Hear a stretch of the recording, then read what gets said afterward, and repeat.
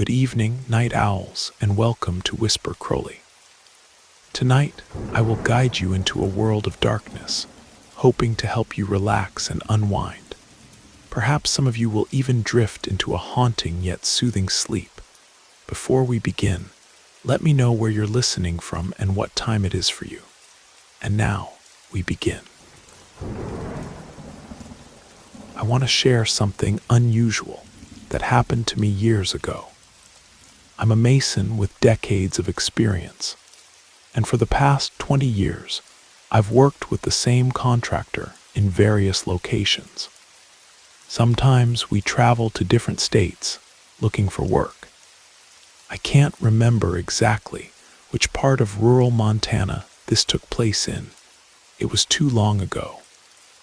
But we were hired to renovate an enormous house near a creek.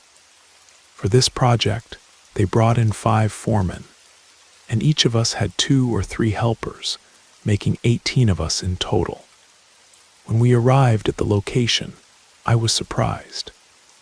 I had imagined something closer to town, but this was a secluded country house, massive, with 2 stories and a rustic style that seemed almost frozen in time. The contractor explained the details of what needed to be done.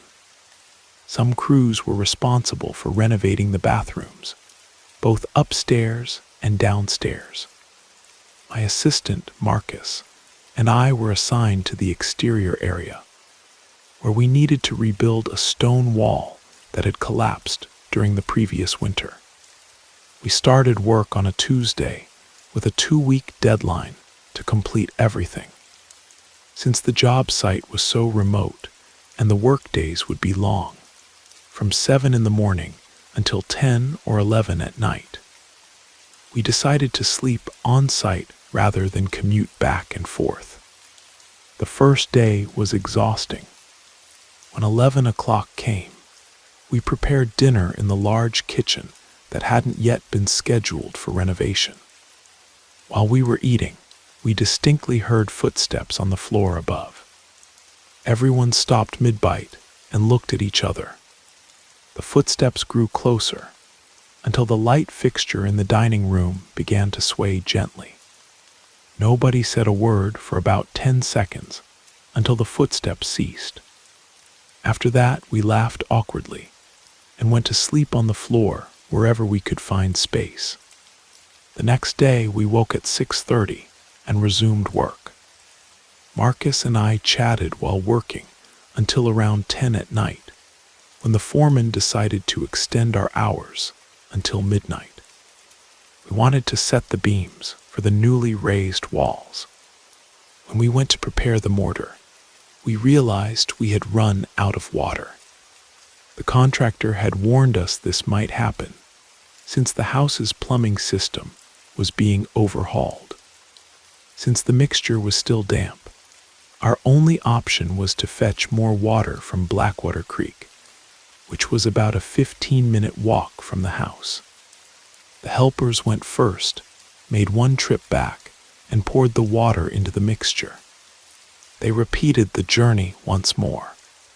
On their 3rd trip, while I was taking a break and drinking some soda, I noticed it was already 11 at night, so I asked the other foreman for help.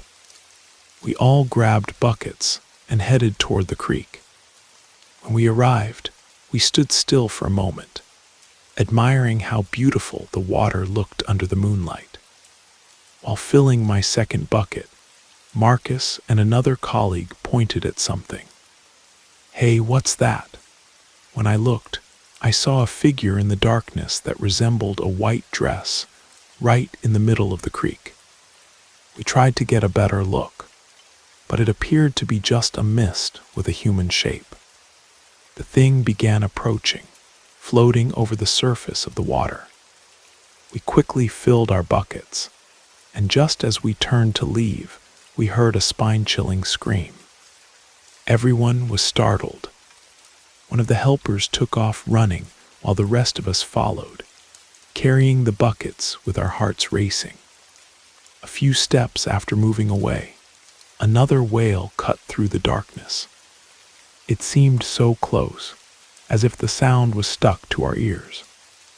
I looked back, hoping to confirm that whatever it was wasn't following us, but I only saw the terrified faces of my colleagues. The third scream seemed more distant, but the sound still pierced through us uncomfortably, almost as if it were part of the air itself. We made it back with the buckets nearly empty, but intact, though we were pale and trembling with fear.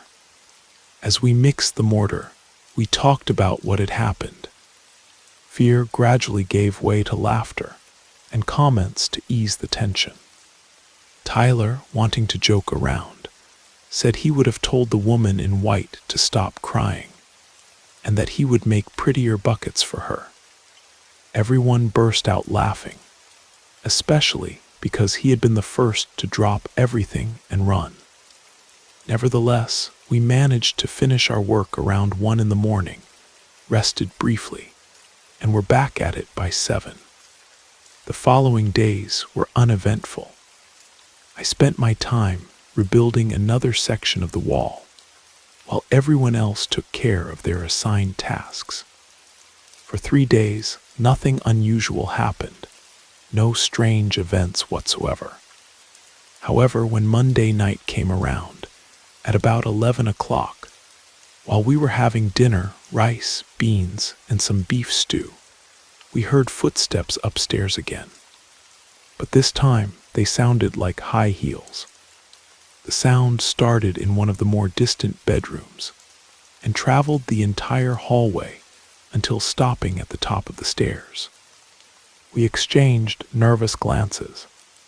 To break the tension, I told Tyler that if he went to check what was happening, he wouldn't have to work the next day. He accepted the joke with a laugh, but everyone's laughter stopped the instant the feminine footsteps descended the first step of the staircase, then another, and another, until the sound accelerated as if whatever it was running down. On impulse, Marcus, Tyler, and I jumped up from the table and huddled in a corner like frightened children. We expected to see something horrible appear on the staircase, but what came was just the terrifying, yet invisible sound. The footsteps stopped on the lower floor, leaving a heavy silence in the air. At that moment, we decided we wouldn't spend any more nights there. We had already received payment for the week, so we preferred to walk for 30 minutes to the small nearby town and pay for rooms at a local inn. We finished the work during the remaining days, always from morning until late afternoon. After that, we never saw or heard anything out of the ordinary again. Years later, I learned from locals that the house had once belonged to a woman who drowned in that creek after her lover abandoned her. They say her spirit still walks the property at night, forever searching for him, her footsteps echoing through the halls she once called home. Whether you believe in ghosts or not, I know what I heard that night. And sometimes, in my dreams, I can still hear those heels clicking down that old wooden staircase.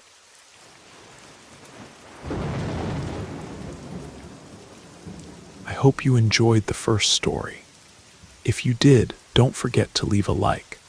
But if I didn't do my job well, feel free to give it a thumbs down. Either way, drop a comment and let us know where you're listening from and what time it is for you. Now, let's continue.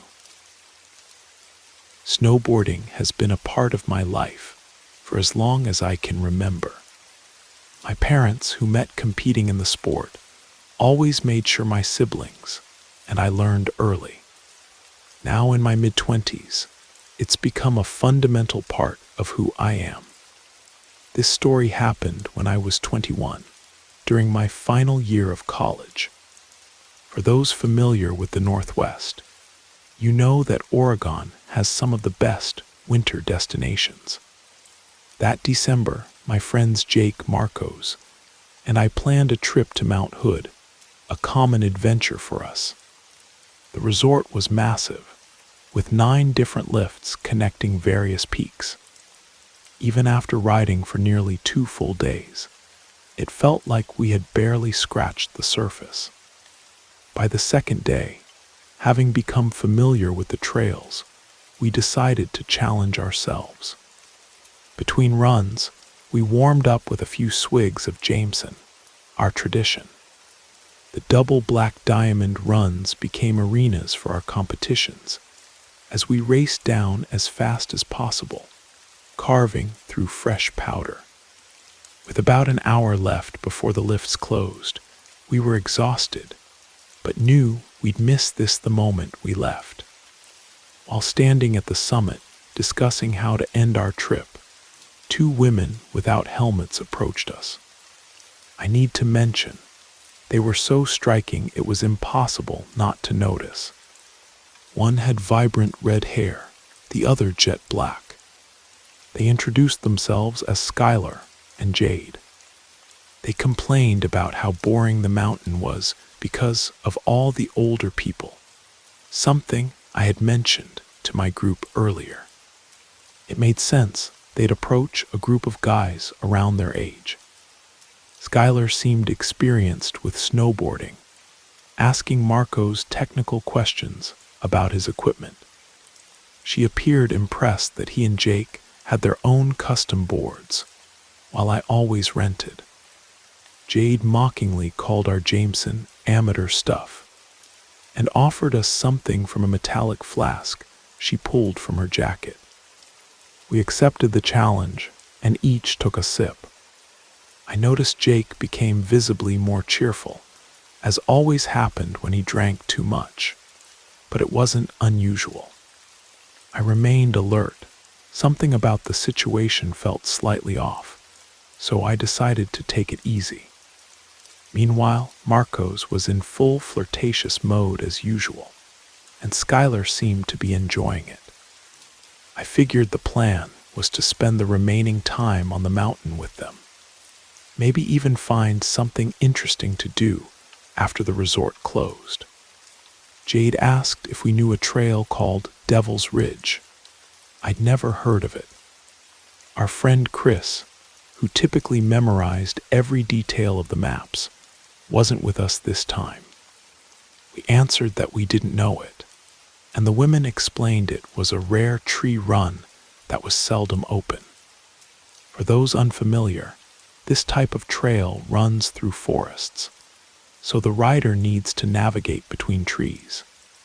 This style of riding was our favorite, so we were excited. We accepted their invitation and followed them to a narrow point where we had to remove our boards and hike up a section on foot. I realized we were already in a sparsely populated area of the mountain. The snow seemed untouched, and there was no one around. Despite finding it strange, the idea of an adventure energized us, so we continued, slightly drunk and curious. Marcos and Jake went ahead, excited about the opportunity to continue flirting, while I lagged behind with Tyler, giving them space. I noticed Tyler seemed suspicious and asked what was bothering him. We two were typically the most rational of the group. Marcos acted on impulse, and Jake was the type who would follow a pretty face anywhere. Tyler commented that it was odd for a trail to only be accessible by hiking up on foot, something none of us had encountered before. I agreed and suggested we stay alert. After all, what could 2 women do against 4 big guys like us? As soon as we entered the forest, the terrain flattened out. We caught up with the group and saw that Marcos and Jake were already quite comfortable, with Jake embracing Jade, who smiled. The women pointed ahead to where the terrain began to slope downward. I sighed, thinking that Chris would have been helpful at that moment to tell us exactly where we were. Tyler, still suspicious, asked if they were sure the trail was real. Both confirmed and guaranteed it would lead us back to the lifts. Before I could say anything, Jade took out the flask again and insisted we finish it. Marcos and Jake took generous swigs. When it was Tyler's turn, he refused, saying he'd had enough. For a brief moment, I saw Jade's face transform, as if annoyed, but she quickly returned to smiling as if nothing had happened. None of my friends seemed to notice. With a seductive tone, she insisted until Tyler gave in, just to end the conversation. When the flask reached me, I put it to my lips and pretended to drink without swallowing anything. Something wasn't making sense, and all my instincts told me not to trust the situation. I returned the flask, and that's when I realized, throughout this entire time, I hadn't seen either of them drink. I checked my phone, 30 minutes until the lifts closed. I made up an excuse, saying there wouldn't be enough time to get back to the parking lot if we continued down there. Suddenly, they darted ahead, challenging us to keep up. Marcos and Jake didn't think twice and followed, clearly expecting the trail to end with something worthwhile. Tyler and I followed reluctantly, feeling we had no other choice at that point. I let Tyler go ahead after all. Descending a trail full of trees requires focus. When I reached the bottom, I was relieved to see the entire group there, laughing as before. But something was off. There was no lift, just more forest around us. Irritated, I asked the women where the lift was. They asked for patience, saying it was nearby and they would take us there. I thought I was overreacting and tried to relax while rubbing my eyes. Then I heard a thud in the snow. When I looked, I saw Jake collapsed, unconscious. The women laughed, calling him a lightweight, but it seemed more serious. Before I could react, Marcos fell too. I panicked and ran to them, tearing off my board. Fortunately, both were breathing, but it was terrifying. Tyler approached the women, asking what was happening. They claimed not to know, but when he took another step, he collapsed as well. I froze, unable to believe what I was seeing.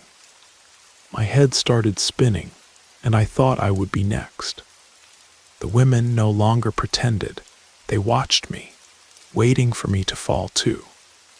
Feeling dizzy, I sat down in the snow, still trying to stay awake. I shouted, demanding to know what they had given us, but they remained motionless and silent. Despite my heavy body, I managed to keep my eyes open. After a few minutes, Skylar turned to Jade and commented, "He didn't drink enough." Jade cursed and said they needed to go.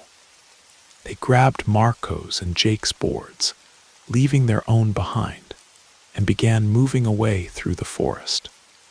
Despite my numb body, I knew I had to do something. They wouldn't move very fast carrying 2 boards.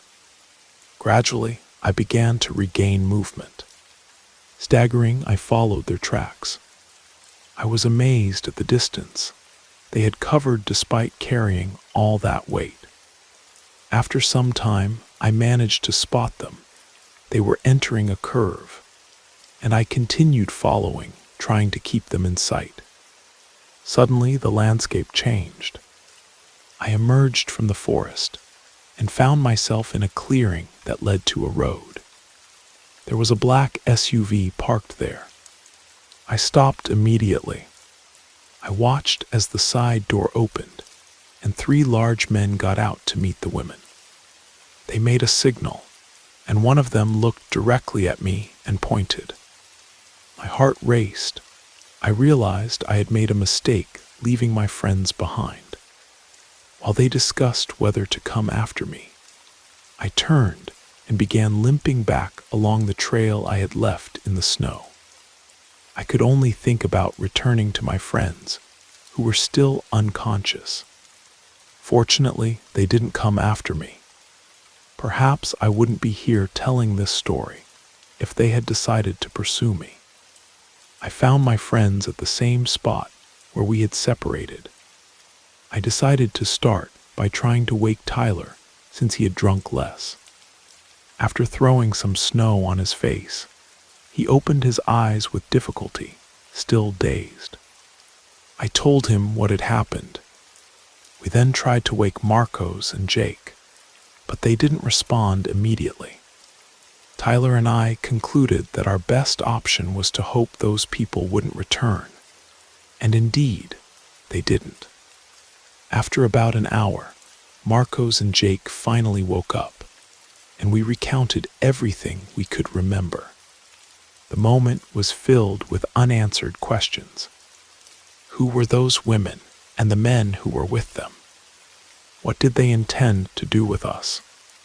The weight of what could have happened if I hadn't pretended to drink was suffocating. In the most optimistic scenario, perhaps we would have woken up with our belongings stolen, but alive. However, something made me believe their intentions went beyond simple theft. After all, college students don't carry valuables while snowboarding. Even considering Marco's and Jake's expensive boards, it seemed excessive.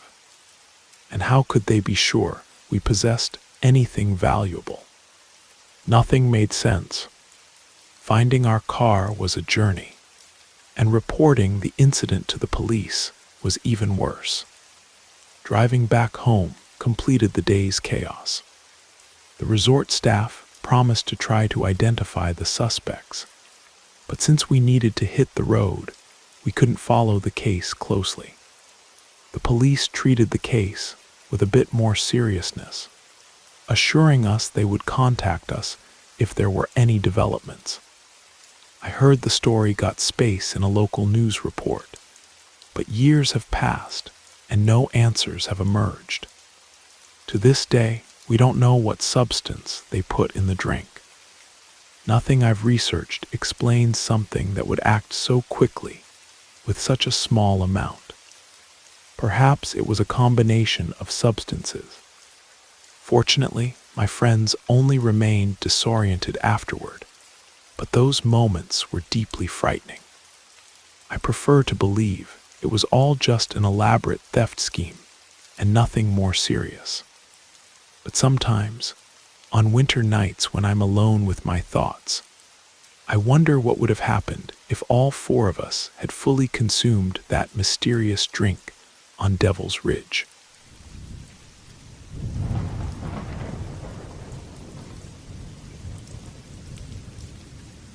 My name is Anthony, and I'm writing from the heart of my city.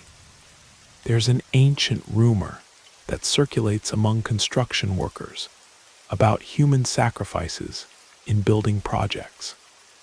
Today, I want to share a story my grandfather told me long ago, one that deserves to be known. During the years when the massive aerospace complex began rising at the edge of town, my grandfather was one of the foremen at the site.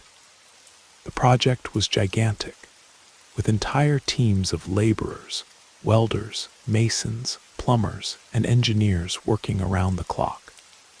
Being naturally sociable, he quickly formed bonds with 8 coworkers, a mix of helpers and supervisors.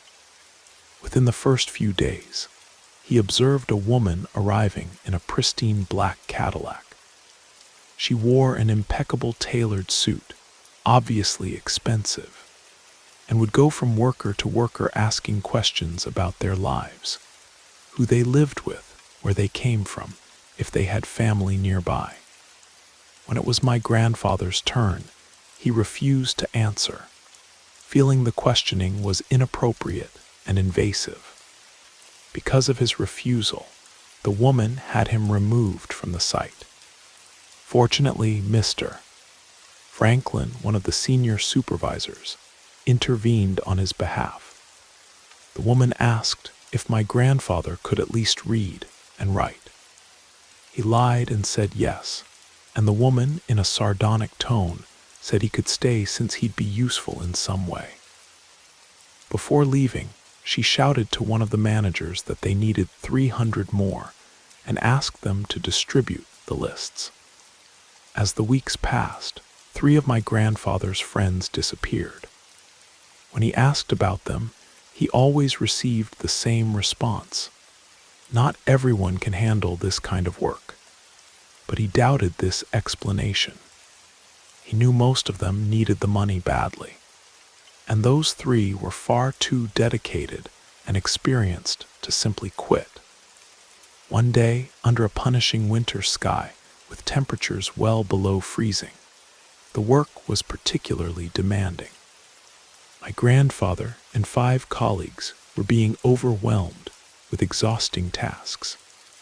Despite extreme fatigue, he pushed himself to the limit, thinking about the payment he would receive on Friday. It was on that day that Harrison, one of the workers, collapsed. My grandfather, who was working in another area, saw from a distance as an engineer, and other men dragged Harrison away. He noticed that they placed him inside a concrete form, as if he were part of the structure, and then left without saying anything. The atmosphere of indifference was terrifying. Later that day, they ordered my grandfather to finish the foundation work alone, but he refused because he had promised to take my grandmother to the doctor that Friday afternoon. In the middle of the night, 2 mason colleagues appeared at his house, drunk and terrified. They warned him never to return to that construction site because laborers, welders, and even homeless people from nearby were disappearing. He didn't pay much attention, thinking these were just the delusions of intoxicated men. Nevertheless, their words and what he had witnessed wouldn't leave his mind. He continued working, but began to notice that over time, colleagues without family or who lived far away would vanish mysteriously. What affected him most deeply was the disappearance of a young assistant, barely 22 years old, full of dreams and dedication. Orphaned since childhood, he wanted to build a better life for himself. One Friday, they offered him extra money to stay later. He accepted. My grandfather expected to see him again on Monday, but that never happened. The contractors and engineers claimed the young man had quit on Friday, saying he couldn't handle the hard work. However, my grandfather never believed this explanation, as he knew the young man was persistent and not the type to abandon his goals. On another occasion, I remember him mentioning a concrete mixture they brought for one of the foundations. He said the consistency seemed unusual, something strange that everyone noticed but avoided commenting on. My grandfather went so far as to describe the mass as if there were poorly crushed bones in it, and sometimes teeth were found mixed into the concrete. The numerous disappearances occurring across the country, especially at construction sites, reinforced the feeling that these dark rumors had some truth to them. Although he never officially shared these stories, my grandfather knew that everyone's silence concealed a collective knowledge. He was certain many lives were lost there, including those of close friends. Years after the construction was completed, my grandfather became passionate about space exploration and visited the aerospace complex several times to attend public events and launches. During one such occasion, while the crowd was focused on a rocket demonstration, he thought he recognized the young assistant who had disappeared years before. Surprised, he tried to follow him through the crowd. The young man was wearing exactly the same work clothes from years ago, and something even more disturbing was evident. He didn't seem to have aged a single day. With chills running down his spine, my grandfather decided to follow him to a restricted area. But when he arrived, he found the place filled with security personnel, and none of them matched the characteristics of the young man he swore he had seen moments before. Later that night, as my grandfather was leaving, he noticed something etched into one of the massive concrete pillars supporting the main building. A small, crude carving of initials that matched those of his disappeared friend, along with what appeared to be a partially obscured date. He touched the carving, feeling an inexplicable coldness emanating from the concrete, despite the warm evening air. For weeks afterward, my grandfather claimed to hear whispers coming from the walls whenever he visited the complex, faint, desperate pleas that nobody else seemed to notice. He began researching other major construction projects around the country, discovering a disturbing pattern of disappearances coinciding with critical foundation pouring phases. My grandfather is no longer with us, but these stories remain alive in my memory. This is one of many he used to tell. Sometimes, when I drive past large construction sites at night and see the skeleton frames of buildings rising against the sky, I can't help but wonder about the secrets that might be entombed within their foundations, and about the whispers that only some can hear.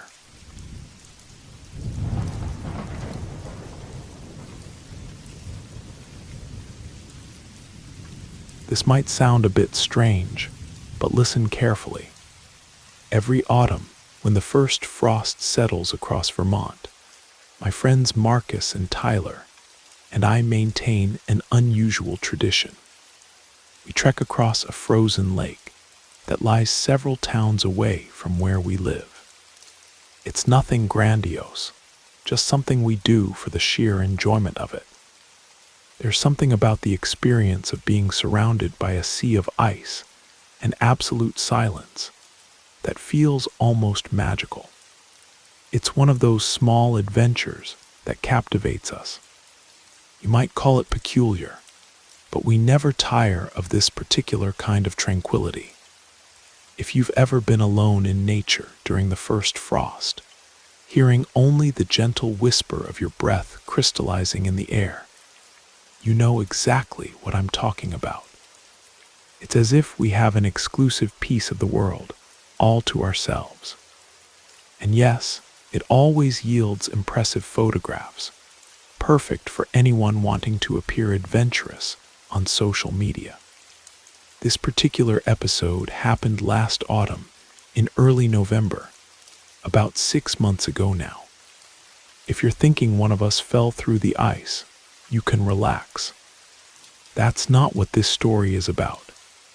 That evening, the temperature had plummeted drastically, which was precisely what drew us there.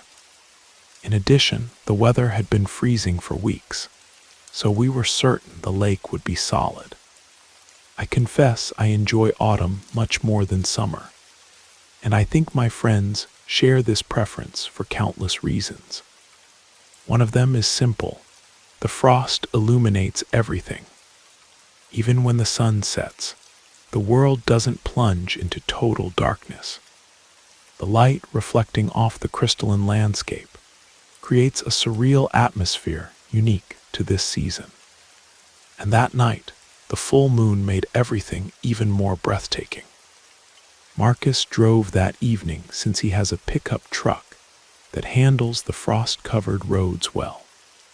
Usually, Tyler takes on this task, but this time we let Marcus handle it to ensure our safety. The lake is surrounded by what locals call a forest, although it's more a collection of thin, skeletal trees than a proper forest. This natural barrier prevents cars from reaching the shoreline, so we parked in a nearby lot and continued on foot. The cold was biting.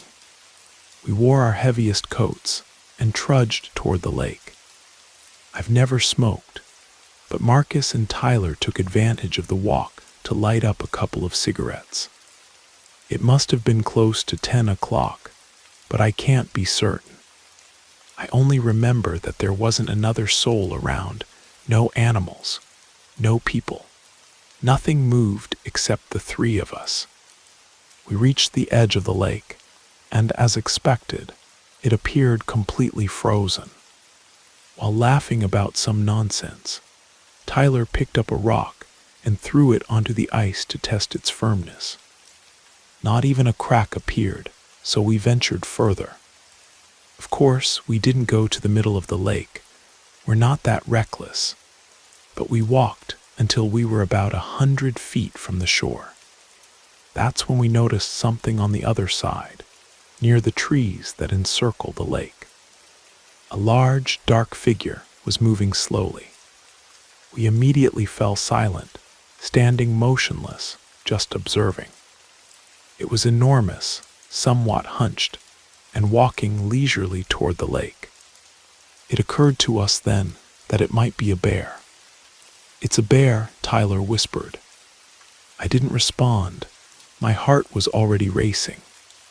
If it really was a bear, any sound could attract its attention, and that was the last thing we wanted. We remained completely still, barely breathing. But as the figure approached, something seemed wrong. The way it moved wasn't like a bear. Its posture was upright, almost human-like, and moreover, it was dragging something behind it. Nothing made sense. It was one of the strangest scenes I've ever witnessed. Suddenly, the creature stood up completely, and we realized simultaneously that it was a person wearing a bear costume. "What the hell is that?" Marcus muttered.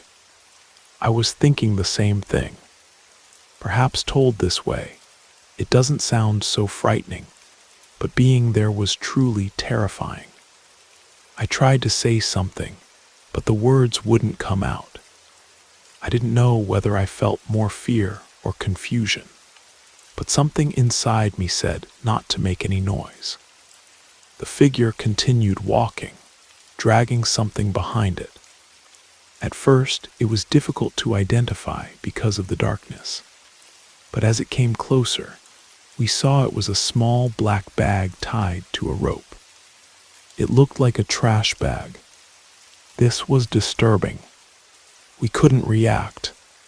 My instinct screamed to leave, but my body seemed locked in place. Marcus and Tyler were equally paralyzed. Then the man removed the costume. Seeing him without the bear suit didn't make the situation any less frightening.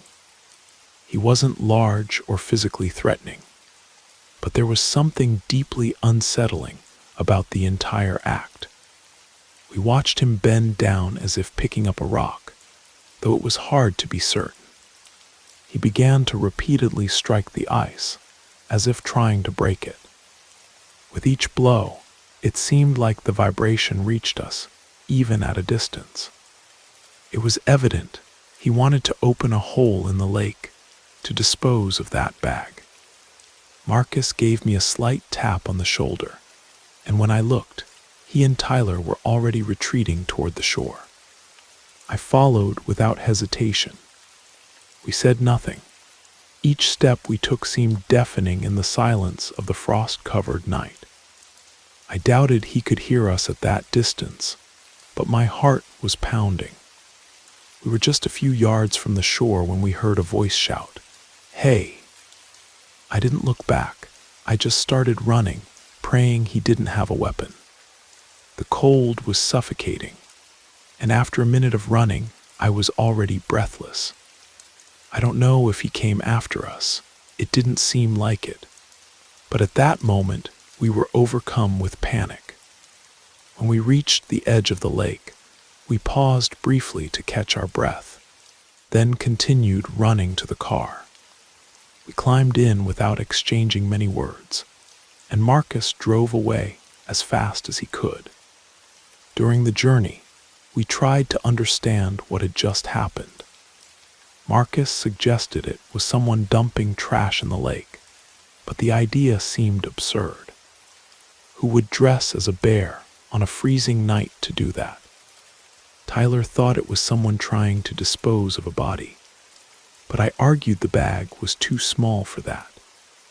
We spent the entire trip debating, without reaching any conclusion. To this day, we have no answer. But the reason I'm thinking about it now is because a few days ago, my mother was watching the news, and there was a report about an old case of a child disappearance in the area. The timeline of the case matches what we saw that night.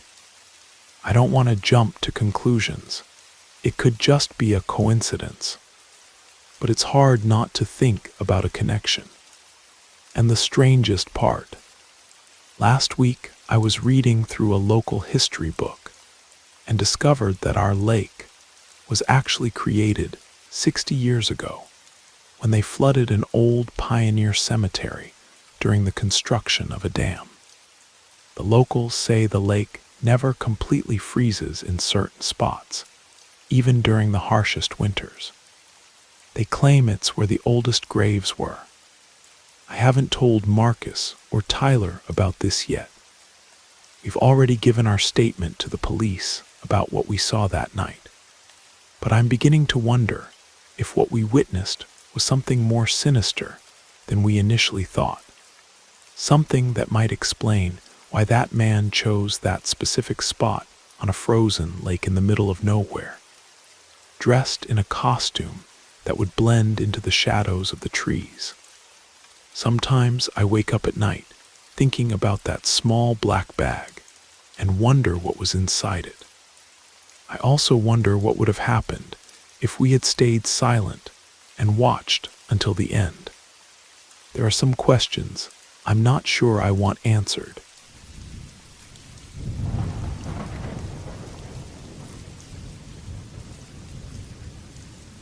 A few years ago, I moved to a small coastal town in Maine to attend graduate school. The university was prestigious, but the cost of living was steep. So I picked up a part-time job as a carpenter's assistant at a renovation project by the harbor. Working with my hands wasn't new to me. I'd grown up around construction sites. My father and uncles were all contractors, and they'd taught me the basics since I was old enough to hold a hammer. The old Victorian house we were restoring sat on a bluff overlooking the Atlantic. It had been abandoned for decades, and local rumors suggested it had once belonged to a sea captain whose family had mysteriously disappeared in the winter of 1897. The owner, a wealthy tech entrepreneur from Boston, wanted to transform it into a summer home. On a foggy Tuesday morning in late October, I arrived earlier than usual. The mist rolled in from the ocean, enveloping the property in a ghostly shroud. The temperature had dropped overnight, and my breath formed small clouds in the chilled air. I was carrying a thermos of hot coffee I'd brewed at home, a special dark roast that helped me through the early morning shifts. I settled on an old stone wall bordering the property, unscrewed my thermos cap, and poured some coffee. The warmth felt good between my palms. I set the cup down beside me and pulled out my phone to check some emails. The renovation project manager had promised to send the updated blueprints, and I wanted to review them before the day started. When I reached for my coffee just moments later, it was gone. I blinked in confusion, certain I had placed it right next to me. The stone wall wasn't large, and the cup couldn't have fallen without me noticing. I looked around, bewildered. The property was silent, except for distant seagulls and the rhythmic crashing of waves against the rocks below. Standing up, I decided to check inside the house, thinking that perhaps another worker had arrived silently and played a prank on me. The front door creaked as I pushed it open, its hinges still awaiting restoration. The entryway smelled of fresh sawdust and old wood. "Hello," I called out, my voice echoing through the empty rooms. No response. As I walked toward what would eventually become the master bedroom, I began to hear faint whispers. They were so quiet at first that I thought it might be the wind, finding its way through the old structure's many cracks. But as I paused to listen, the whispers became more distinct, though still unintelligible. My skin prickled with goosebumps. I knew I was alone in the house. The foreman always arrived precisely at 7:30, and it was only 6:55 according to my watch. The other workers never showed up before 8. I continued deeper into the house, following the sound. The whispers seemed to shift locations, leading me from room to room. When I reached what would become the library, the whispers suddenly transformed into something else, the unmistakable sound of children laughing. Moving quietly now, I followed the sound to the back of the house, where French doors opened onto an overgrown garden. The laughter grew louder as I approached. When I pushed open the weathered doors, the garden appeared empty at first glance. Just wild roses, untrimmed hedges, and a crumbling stone fountain. Then I saw them, 4 children emerging from behind a stack of lumber we had delivered the previous day.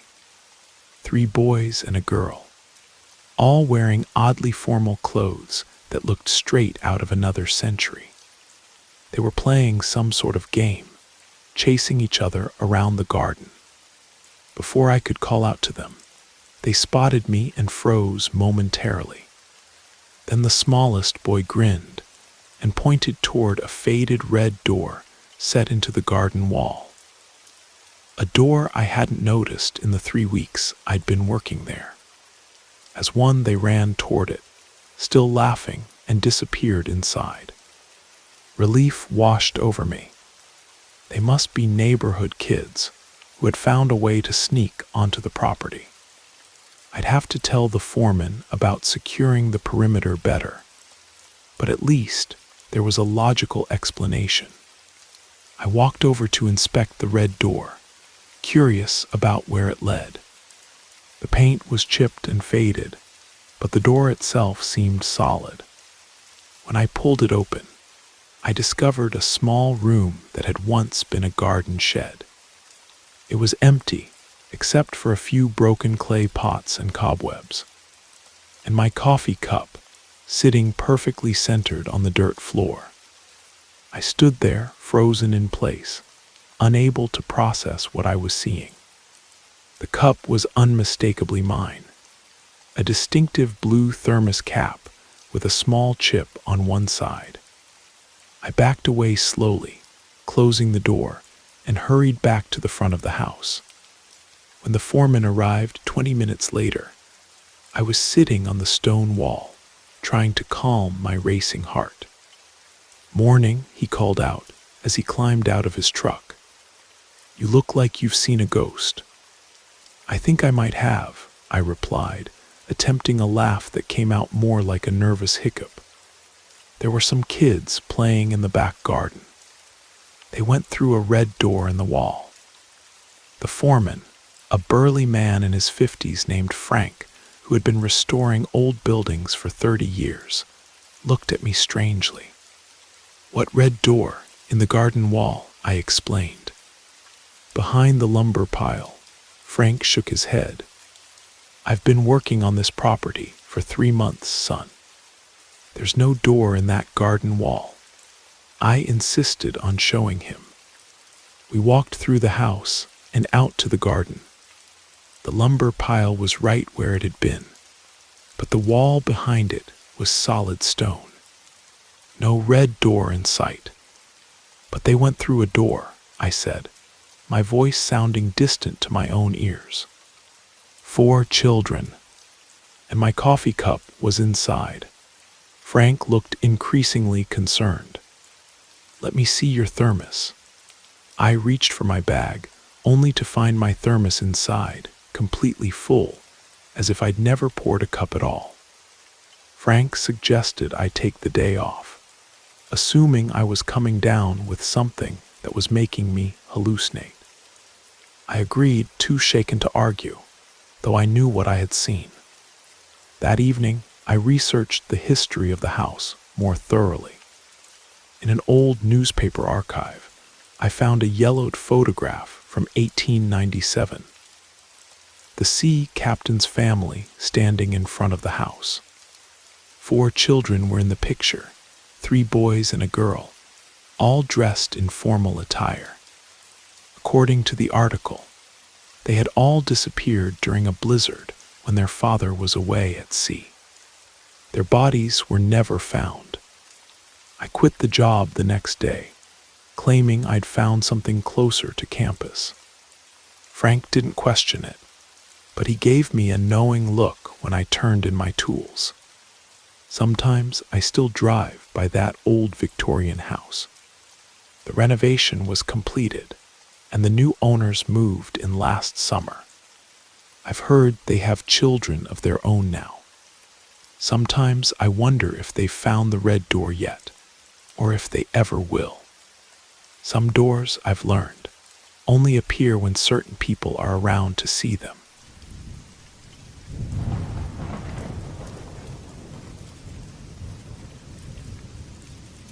We never expect the places we hold dearest to harbor secrets.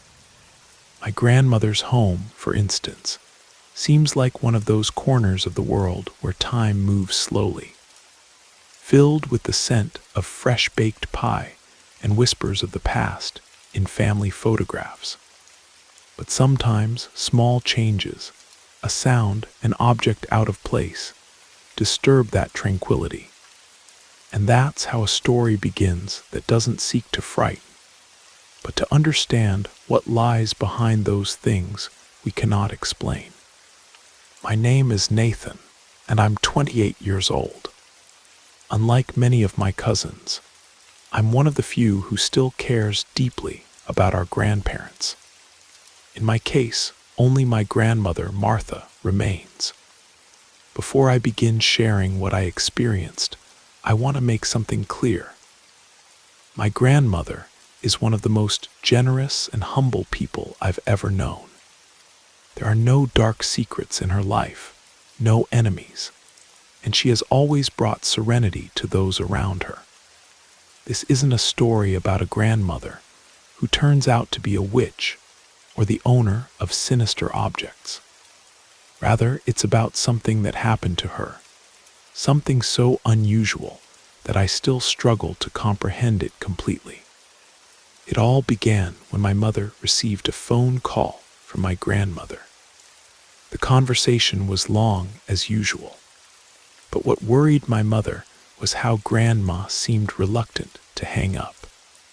She insisted that my mother listen, saying strange things were happening in her house. Concerned, my mother asked me to visit and check if everything was all right. My grandmother lives in an old Victorian house on the outskirts of Millfield, Massachusetts. The house is spacious, with large windows that let light pour in generously, high ceilings, and a simple layout. Living room, dining room, kitchen, bathroom, 2 bedrooms, and a small porch adorned with potted plants. It's a place filled with memories, furnished with antique pieces, family photographs, and objects she's treasured for many years. When I arrived, she welcomed me with her usual warmth, offering me a slice of her famous apple pie. At first glance, everything seemed normal. Her 2 cats, oddly named Whisper and Shadow, came purring for attention. Grandma tried to shoo them away so they wouldn't bother me, but I found them charming and didn't mind their company. After we settled in, she began describing what had been happening. She explained that everything started after she spent a few days at my mother's house for medical tests.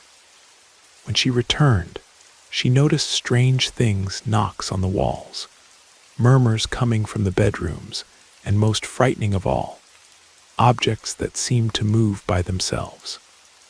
My mother had suggested this might be the product of her imagination due to her age, but Grandma insisted she wasn't making it up. She was convinced something supernatural was happening in her home. To better understand the situation, I invited Rachel, a friend of mine, to help me investigate without telling my grandmother. Rachel agreed immediately. The next morning, Grandma left early to visit my mother, leaving me responsible for watering the plants. Rachel and I arrived shortly after and made ourselves comfortable. During lunch, around noon, we heard a murmur coming from one of the bedrooms. We couldn't distinguish what was being said, but it seemed to come from the room where my grandmother kept boxes and old belongings. I went to investigate, but found nothing out of place. Later, while Rachel was resting on the couch, something inexplicable happened. The blanket I had used to cover her fell to the floor, without any apparent reason. I picked it up and placed it back over her, but again, something pulled it away. This time, I clearly saw the blanket move, as if an invisible force was dragging it. A shiver ran down my spine, but I tried to control myself so as not to frighten Rachel. I decided to go to the porch and tend to the plants to distract myself. While watering them, a sharp scream echoed from inside the house. I ran to the glass door that led inside, but it wouldn't open. Desperate, I banged on the glass, calling for Rachel, but got no response. Then something terrifying happened. A small, pale hand appeared on the other side of the glass, pressed against it as if it belonged to a child. Before I could react, the hand vanished. Finally, I managed to open the door and rushed to Rachel. She awoke dazed, saying she had heard a scream but thought it was from the television. The strangest detail was that I was certain I had turned off the TV before going out to the porch. I searched the entire house, but found nothing that could explain what had happened. That night, as we tried to sleep, the phenomena continued, sounds of furniture being dragged, incomprehensible murmurs, and most frightening, the laughter of a child. I turned on all the lights in the house and shouted, demanding that it stop. The only response was the sound of my grandmother's wooden rocking chair, moving by itself. I couldn't take it anymore. I woke Rachel and said we needed to leave immediately. Despite her attempts to convince me to wait until morning, I was determined to go. The next day, I told everything to my mother and grandmother. My mother initially seemed skeptical, but Grandma was visibly relieved to know that someone else had also witnessed the strange events that had been troubling her for so long. After sharing my experience, I insisted that we take some action. My mother still tried to rationalize what happened, attributing everything to fatigue or my grandmother's imagination. But Grandma, finally feeling understood, supported me. Together, we convinced my mother that the house needed a spiritual cleansing. In our family tradition, it's common to seek help from a priest or healer in such situations. I contacted a local reverend, and he agreed to visit the house the next day. He arrived carrying holy water and a rosary, with a calm demeanor, as if he was accustomed to dealing with such cases. He walked through every corner of the house, praying aloud and sprinkling holy water.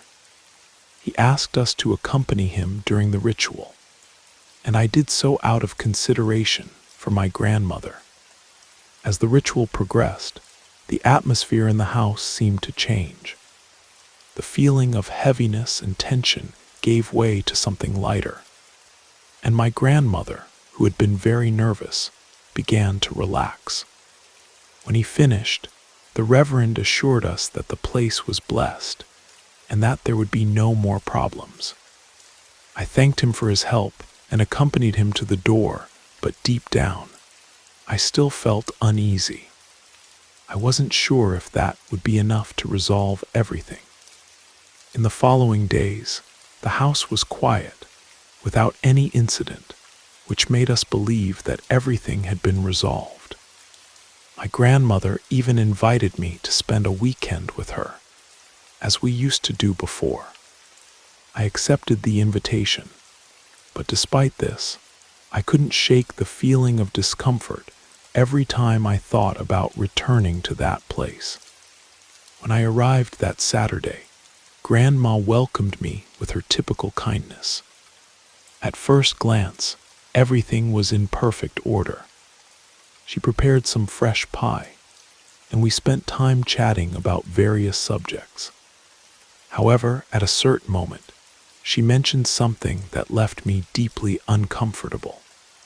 She said there was something she had never told me. Since the noises and strange events began, she felt as if she wasn't alone in the house.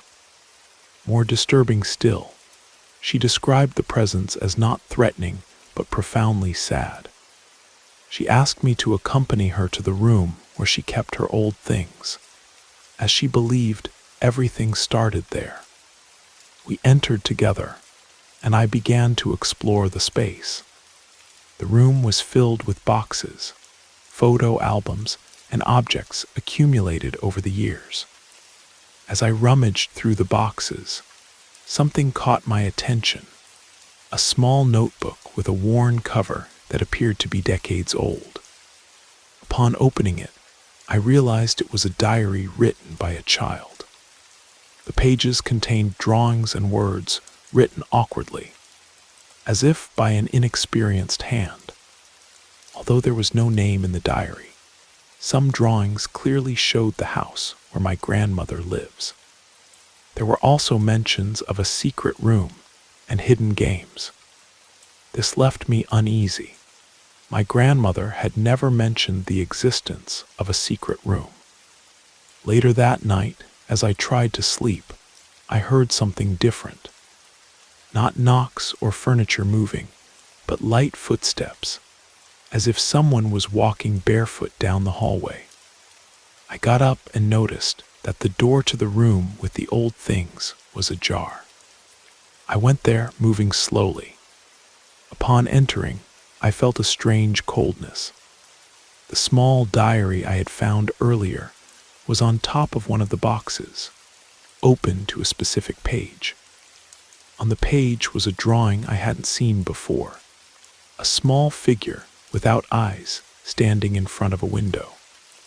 Below, in shaky letters, it read, "I am not alone." I felt a chill.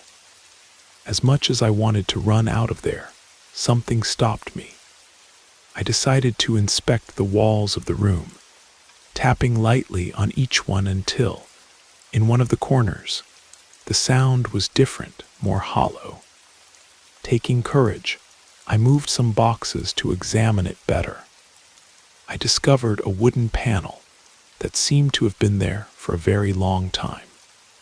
After some effort, I removed the panel and found a small hidden space. Inside were old toys, a broken porcelain doll, and a dusty child's blanket. It was as if that space had been inhabited, but I couldn't understand why. I decided not to touch anything and carefully replaced the panel, covering it up. I returned to my bedroom, but couldn't sleep. The discovery wouldn't leave my mind. The next day, my grandmother noticed I was restless. I tried to hide it, but she insisted on knowing what was happening. I ended up telling her about the diary and the secret room. To my surprise, She didn't react with as much shock as I expected. She explained that there were rumors that in the 1920s, the house had been used as an orphanage. According to some older neighbors, there had been a fire that took the lives of several children, and the house had been abandoned for years before being renovated. The revelation left me perplexed. Despite trying to stay calm, it clarified many things. I suggested to my grandmother that she consider moving, but she firmly refused. She said she didn't feel afraid, and that if something or someone was there, it didn't seem to want to harm her. I insisted, but she remained firm. For my grandmother, that house was more than just a place to live. It was the space where she had built 40 years of memories and peace. She asked me to trust her and not to worry so much. I returned to my apartment, but thoughts wouldn't leave me in peace. Everything that had happened continued hammering in my mind. I decided to investigate more about the history of the house. If the information about the orphanage was true, perhaps I could better understand the events. I spent hours researching archives and old Millfield newspapers until I found an article that mentioned a fire in an orphanage in the 1920s. According to the article, the fire started in the kitchen and spread rapidly. Many children were trapped on the upper floors and couldn't escape.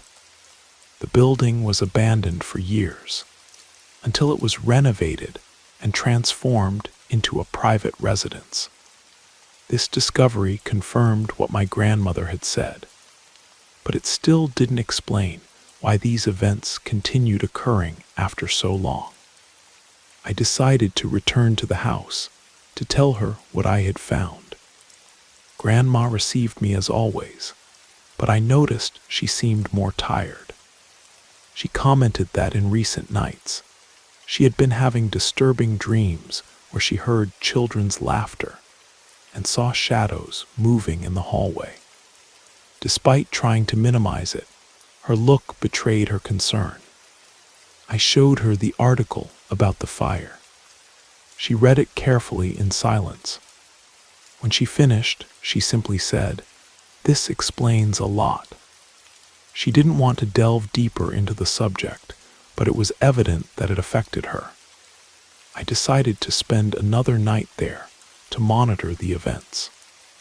At first, everything was quiet, but shortly after midnight, the noises began again. This time, the footsteps in the hallway were clear and firm, as if someone was slowly walking from one side to the other. I turned on the lights, but there was no one there. From her bedroom, Grandma called to me, asking me not to worry. She said she was already accustomed to these sounds. I tried to go back to sleep, but the noise persisted. Suddenly, there was a crash in the living room. I got up and found one of my grandmother's photo frames fallen on the floor with the glass shattered. I picked up the photo that was inside and noticed it was an image of the two of us together. That deeply disturbed me, but I tried not to show nervousness and not to alarm my grandmother. I returned to the couch to try to rest, but soon I felt a strange coldness in the room. I looked toward the porch and noticed that the glass door was open, although I was sure I had locked it. I walked slowly to the door, and when I looked outside, I saw a small figure among the plants. It seemed to be the silhouette of a girl, but I couldn't distinguish her face. I took a step forward, and at that instant the figure vanished. Without thinking twice, I closed the door and inspected every corner of the house, staying alert until dawn. Despite my grandmother's apparent calm, I knew something in that place remained out of the ordinary. The next day, Grandma wanted to know how I had spent the night. To reassure her, I answered that everything was fine, but inside, I knew it couldn't continue like this. Something had to be done. I didn't think it was right to leave her in a place where that was happening. I decided to seek help from a medium recommended by a family acquaintance. His name was Benjamin, and he was known for cleansing residences and resolving cases similar to ours. When I told him what was happening, he listened attentively and assured me he could help. A week later, Benjamin appeared at the house, bringing herbs, candles, incense, holy water, and a large rosary. He began by walking through all the rooms, praying in a low voice, and making the sign of the cross on the walls. Then he lit the incense and explained that the smoke would help detect negative energies. When he reached the room where we kept old objects, he stopped, saying he felt an intense presence there. Not exactly malevolent, but certainly disturbed. He approached the panel I had opened previously and discovered the toys and the dusty blanket. Taking one of the candles, he acted very focused. Benjamin asked me to leave him alone in the room for a few minutes. While waiting in the living room, I could hear his prayers and the sound of candles burning.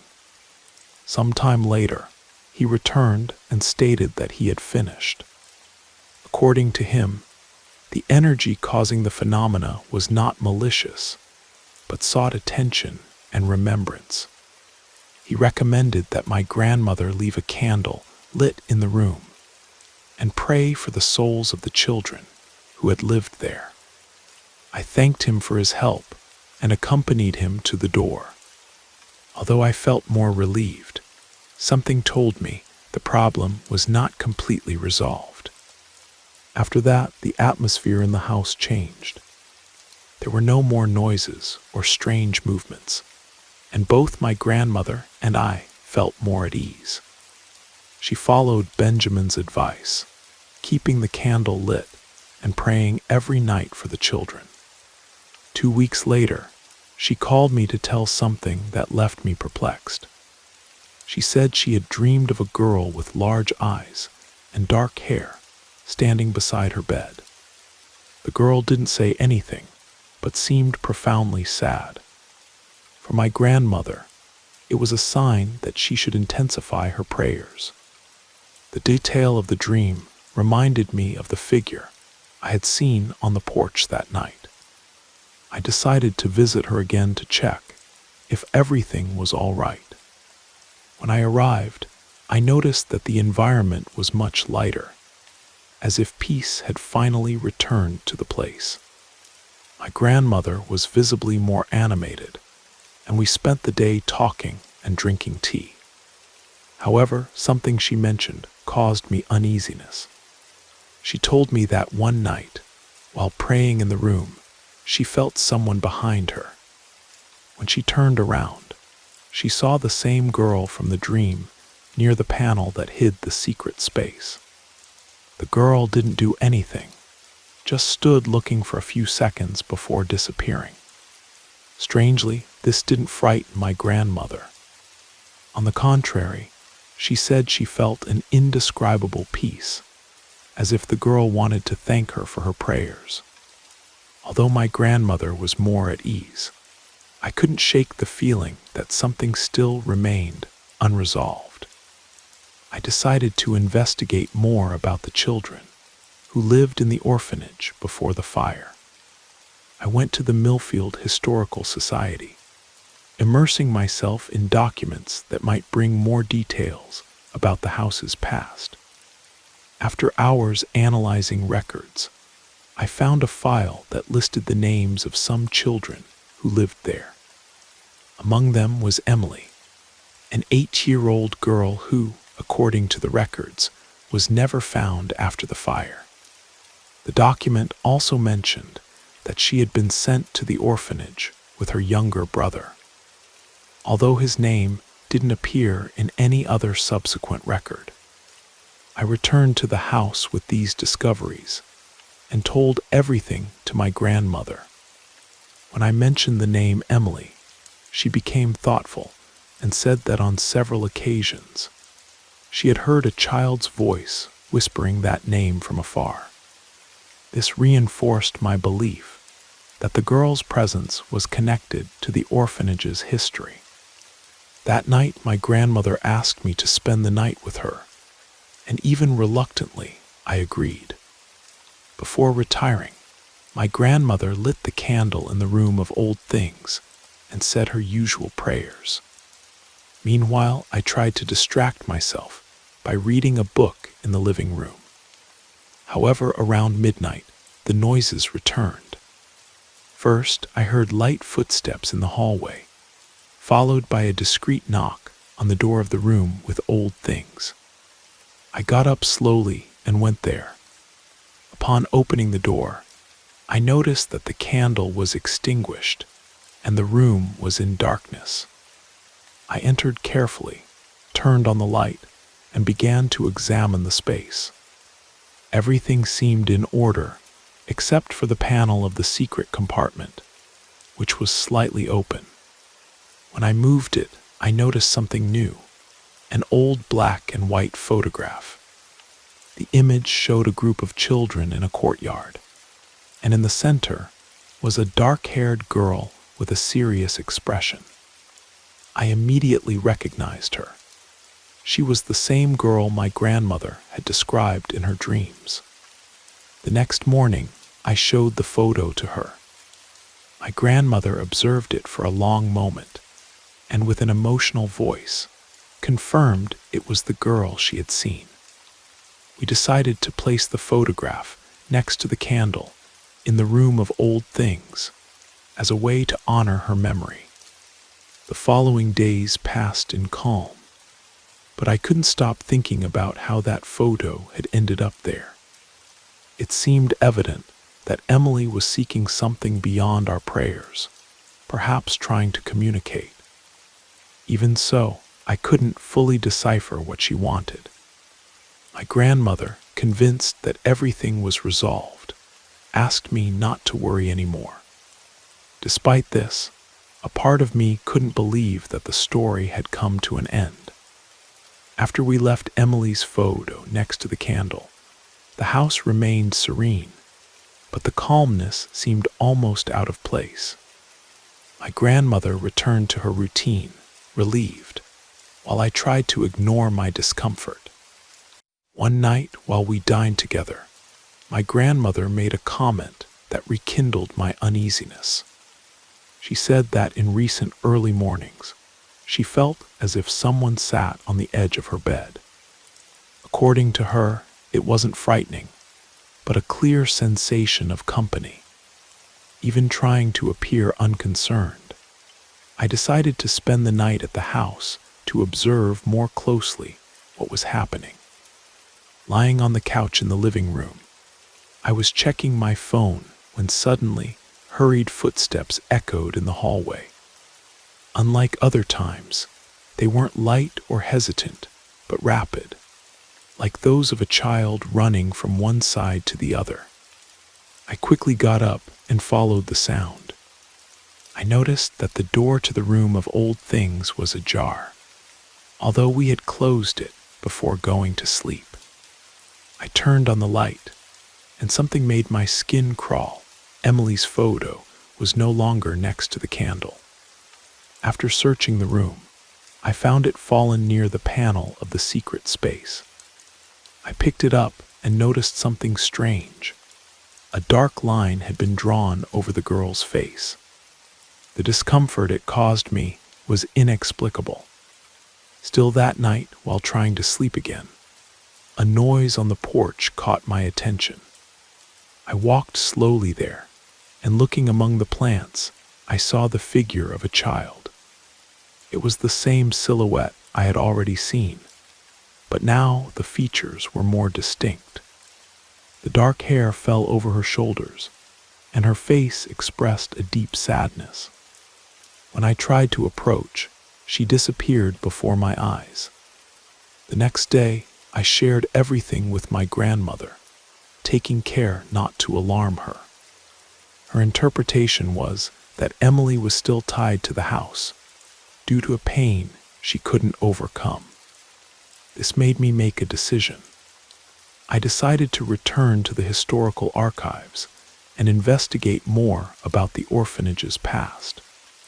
After hours searching through documents, I found something disturbing. A police report indicated that the fire had not been accidental. There were suspicions that one of the orphanage's caretakers had started the fire before mysteriously disappearing.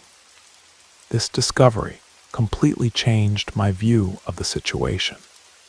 Perhaps Emily didn't just want to be remembered, but also to claim justice. I returned to the house and told everything to my grandmother. Her expression became serious upon hearing what I had discovered. She believed we needed to help not only Emily, but also the other children find peace. That night, we lit several candles in the room of old things and began to pray together. While we prayed, the environment seemed different, almost calm.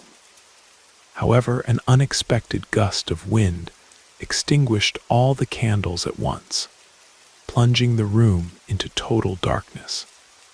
My grandmother, with a serenity I didn't understand, interpreted this as a sign that our task was not yet complete. She asked me to check the secret space again, to make sure there wasn't anything else important hidden there. Although reluctant, I agreed. I moved the panel once more, and upon inspecting the interior, I found something I hadn't noticed before: a rusty metal medallion with an engraving on its surface. On it was written a name, Emily. This confirmed my suspicion that it belonged to the girl. I placed the medallion next to the photo in our improvised altar. My grandmother suggested we leave it there overnight as a way to return to the girl, something that seemed to have special significance to her.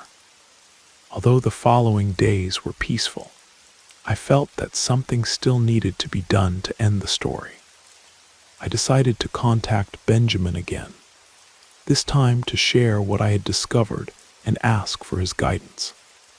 When he arrived, he examined the medallion carefully and explained that the object had a very strong emotional tie, probably Emily's last connection to the physical world. He suggested a final ritual to free the girl and any other souls still trapped in the house. The ritual would involve returning the medallion to the secret space and sealing it definitively. 2 days later, Benjamin returned, bringing everything he needed: white candles, an incense burner, dried herbs, and a bowl with salt. His expression was serious, but conveyed confidence. Before beginning, he explained that this ritual would not only help Emily find peace, but would also sever any remaining connection between the orphanage's dark past and the present. My grandmother, as calm as ever, stood beside him throughout the process. He placed the medallion inside the secret space and lit candles around the room. The aroma of incense made the air dense, but the energy seemed lighter than before. While reciting prayers in a low voice, he asked us to remain attentive to any changes. For a few minutes, nothing happened. Then we heard a soft knock on the wall, as if something on the other side was trying to get attention. My grandmother gently squeezed my hand, but remained silent. Benjamin continued with the ritual, sprinkling holy water in the secret space and sealing it with a mixture of salt and herbs. Meanwhile, I noticed that the candle closest to the panel flickered violently, almost extinguishing. Without interrupting his prayers, he fixed the panel with a cross made of melted wax and murmured words, I couldn't understand. It was then that something unforgettable happened. A cold breeze passed through the room, extinguishing all the candles at once. In the darkness, we heard a child's light, distant laughter that gradually disappeared. Although the sound was unsettling, it didn't convey fear. It seemed like a goodbye. When we turned on the lights, Benjamin told us with a slight smile that the ritual was concluded. He stated that the connection had been broken and that Emily had finally found peace. He emphasized that in the coming days, there might be small remnants of energy, but they would not be harmful. We thanked him for his help and escorted him to the door. That night, my grandmother and I talked in the living room about everything we had experienced. She, with the serenity she always had, said she had believed from the beginning that someone needed help, and that now she felt at peace knowing she had done something good. In the following days, the house remained serene. There were no more noises, whispers, or furniture moving by itself. The environment seemed more welcoming, as if that entire experience had been just a bad dream. A week later, something unexpected happened.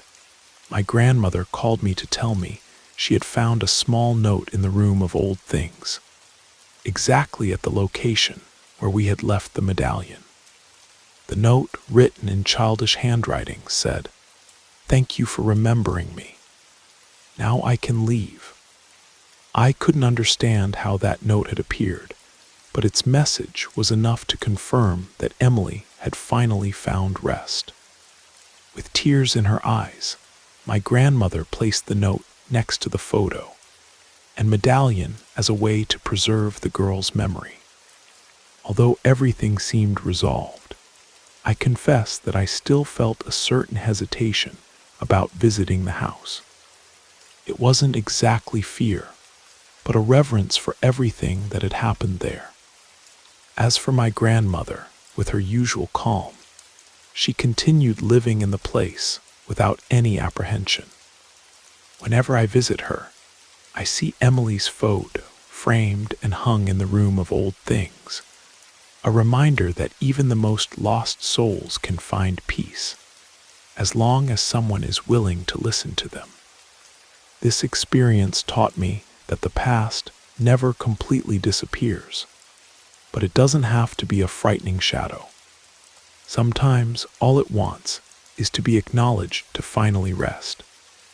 Months have passed since those events, and life has continued normally. My grandmother resumed her routine without noticing anything out of the ordinary. As for me, I continue to visit her regularly, although I avoid spending too much time in the room of old things. Emily's photo remains there, hanging next to the medallion used in the ritual. Even so, a part of me questioned if that was really the end. I didn't doubt the effectiveness of the ritual or the peace that seemed to reign in the house, but something told me that Emily's story and that of the other children from the orphanage still held mysteries.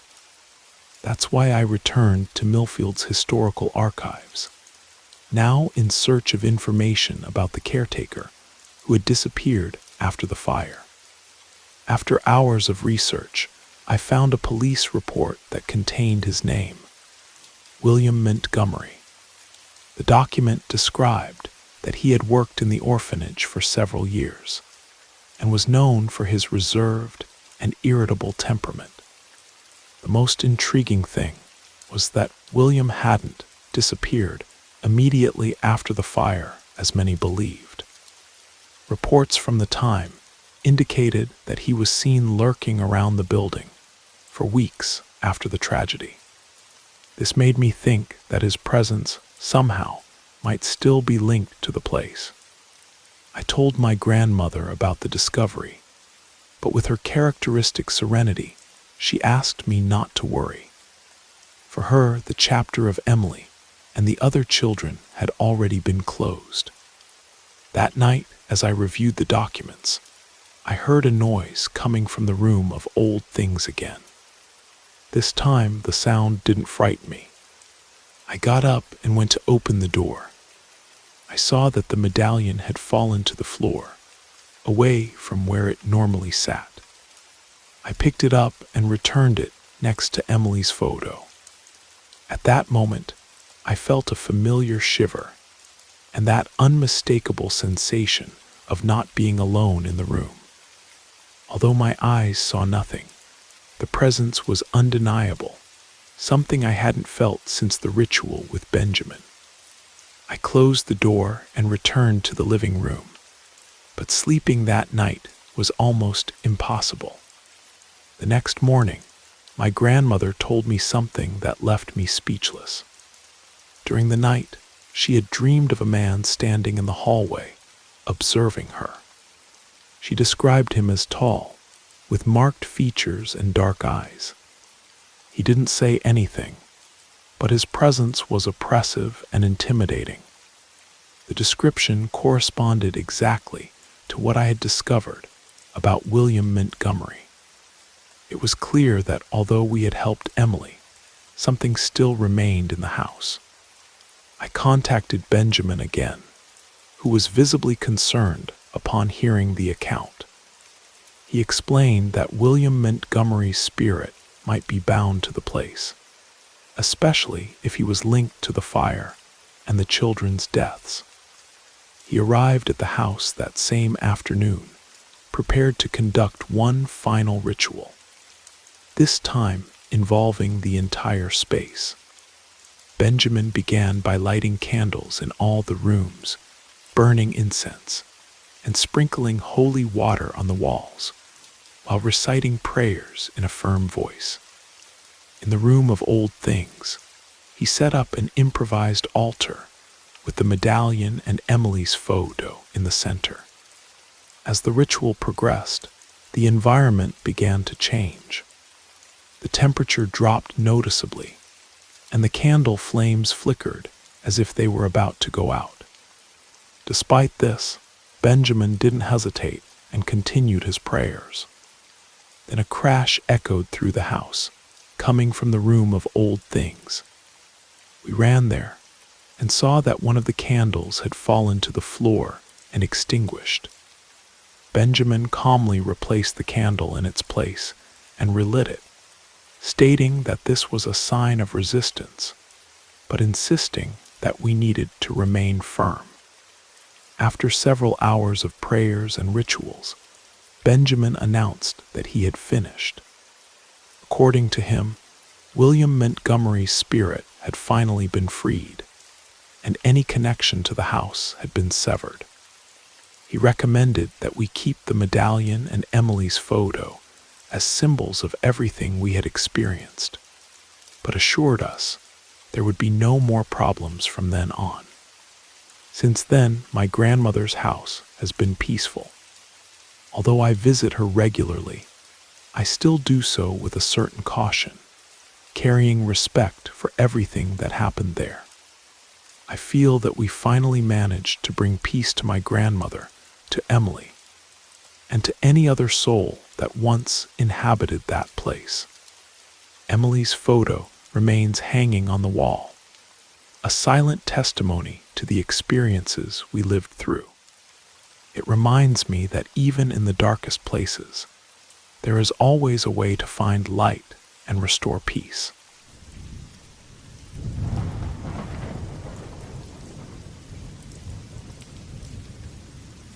My name is Marcus, and I want to share an experience from my time working the graveyard shift at a gas station on a remote highway connecting two small towns in Montana. I spent about 7 years at that lonely outpost while holding down another job during the day. Working nights was perfect for my schedule, and I can honestly say that most of the time it was peaceful. That stretch of highway was rarely traveled in the dead of night, and for hours at a time, not a single vehicle would pass by. Back in those days, this was the early 90s. We didn't have the fancy convenience stores you see everywhere now. Our little station was just the basics. Gas pumps, a small office, restrooms, and one of those old-fashioned vending machines that dispensed stale snacks and lukewarm sodas. Things have probably changed there now, but that's how it was then. On one particularly bitter winter night, around 3 in the morning, the temperature had dropped well below zero, and the highway was completely deserted. I decided to go into the office to make myself a quick cup of coffee, being careful to keep my eyes on the pumps through the large window. The office had excellent visibility. Anyone pulling up for gas would be able to see me through the glass, and I could get to them quickly. While I was stirring cream and sugar into my coffee, I heard a soft tapping sound coming from the window. When I looked up, I saw the face of a young girl, maybe 10 or 11 years old, with unnaturally pale skin and long, dark hair tied back in a tight ponytail. She was short enough that I could only see her from the nose up, her small hands pressed against the glass. I moved closer and asked if she needed something. We could communicate through a small speaking port cut into the window for customers who didn't want to come inside. As we talked, I scanned the area for any sign of a vehicle or another person. Maybe someone was using the vending machine just outside my field of vision. The girl, speaking with an unsettling calmness that didn't match the situation, said she needed help. She told me her father had been in an accident around the bend about a mile back and asked if I could come assist them. I immediately went on alert, grabbing my keys and telling her I'd call for an ambulance right away. But she quickly objected. With that same eerie serenity, she insisted that I shouldn't call anyone else, that I needed to come alone, and that no one else should be involved. Her tone remained bizarrely detached, almost monotone, even as she refused emergency services. Something about this struck me as deeply wrong. Who refuses an ambulance when someone is actually hurt? I kept pushing about calling for help, but she raised her voice slightly. The volume increased, but that unnaturally calm tone remained unchanged, repeating that I needed to come with her right this instant. Just then, an old pickup truck pulled into the station for gas. The driver glanced toward my office window, but quickly turned away and sped off, as if he'd seen something frightening. This made me consider some disturbing possibilities. Was this girl part of some scheme to rob me? Was someone hiding nearby, waiting for me to become an easy target? A few moments later, an 18-wheeler pulled in, and the driver began flashing his high beams and honking repeatedly at my office window. That's when I noticed something horrifying about the girl. Her eyes had no whites. They were completely black, surrounded by deep, dark circles that looked like bruises. When the truck driver made even more noise with his lights and horn, the girl seemed startled. She suddenly bolted toward the right side of the highway, disappearing into the dense forest that lined the road. I came out shakily, trying to spot the girl while approaching the truck. As I got closer, the driver called out, "Hey, buddy. What were you doing talking to that thing? Gave you quite a scare, didn't it?" He climbed down from his cab as he spoke. Still terrified, I asked if he'd seen anyone else with the girl, explaining that I feared it might have been some kind of setup for a robbery. "No, friend," he replied gravely. "That thing doesn't need company. Didn't you notice? That girl wasn't human. She even had a long tail swishing behind her. Don't tell me you didn't see it. That's why I came in flashing and honking like crazy. My fear deepened. I told him I hadn't seen clearly at first, but remembered how she had claimed her father was in an accident, and only later noticed her completely black eyes. I explained that she had been trying to lure me outside. Exactly, he nodded. Good thing you stayed put. If you'd gone with her, well, we probably wouldn't be having this conversation. Never ever do that. Strange things happen on this stretch of road all the time. Those children only look like kids, but they're something else entirely. And did you see where she went? Straight into those woods, my friend. If you ever encounter something like that again, just ignore it. I invited the truck driver in for coffee, which he accepted. As we talked, he shared his stories, saying that though he'd witnessed similar scenes several times over his 30 years on the road, he never got used to it. Before leaving, he gave me a small silver medallion that he said he'd used in such moments to ward off entities of that type. I thanked him and wore that medallion until my last day at that gas station. When I finally left that job, I left the medallion there, thinking of the next person who would work the night shift. Now I wonder, what would you have done in my place? Would you have gone outside to help upon seeing a child asking for assistance? And what do you think would have happened if I had gone with her?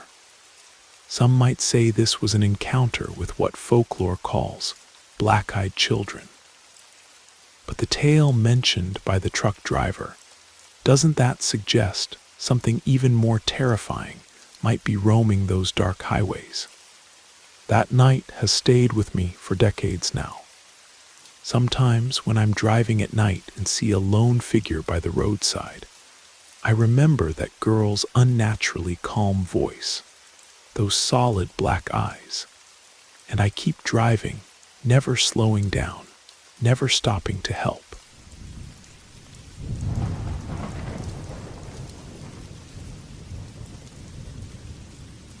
My name is Henry, and today I want to share the first supernatural experience I ever had, something that still haunts me to this day. I'm 51 years old now, but this story took place when I was 16, just a few months before my mother and I relocated to another state.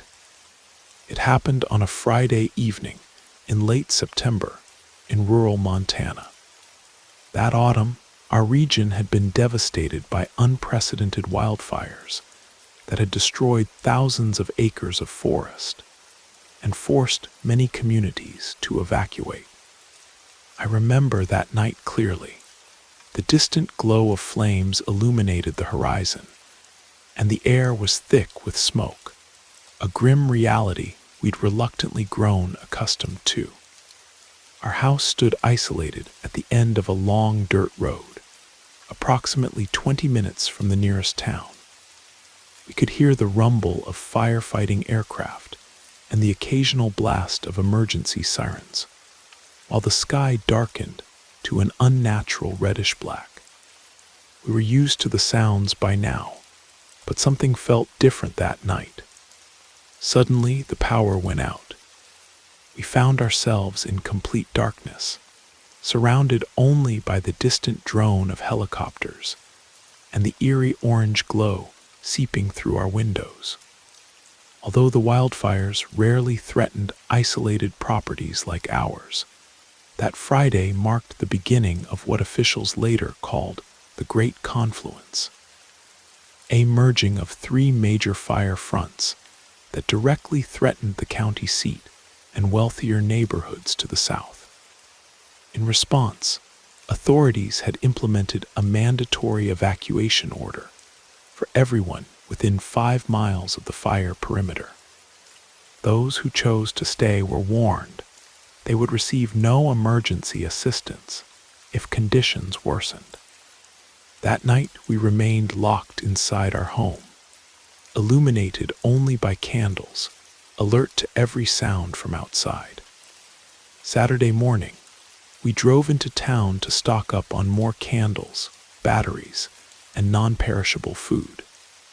But as evening approached, with just 5 minutes remaining before the recommended curfew at 6 o'clock, we heard a powerful knock at the door. The sound paralyzed us. Who could it be?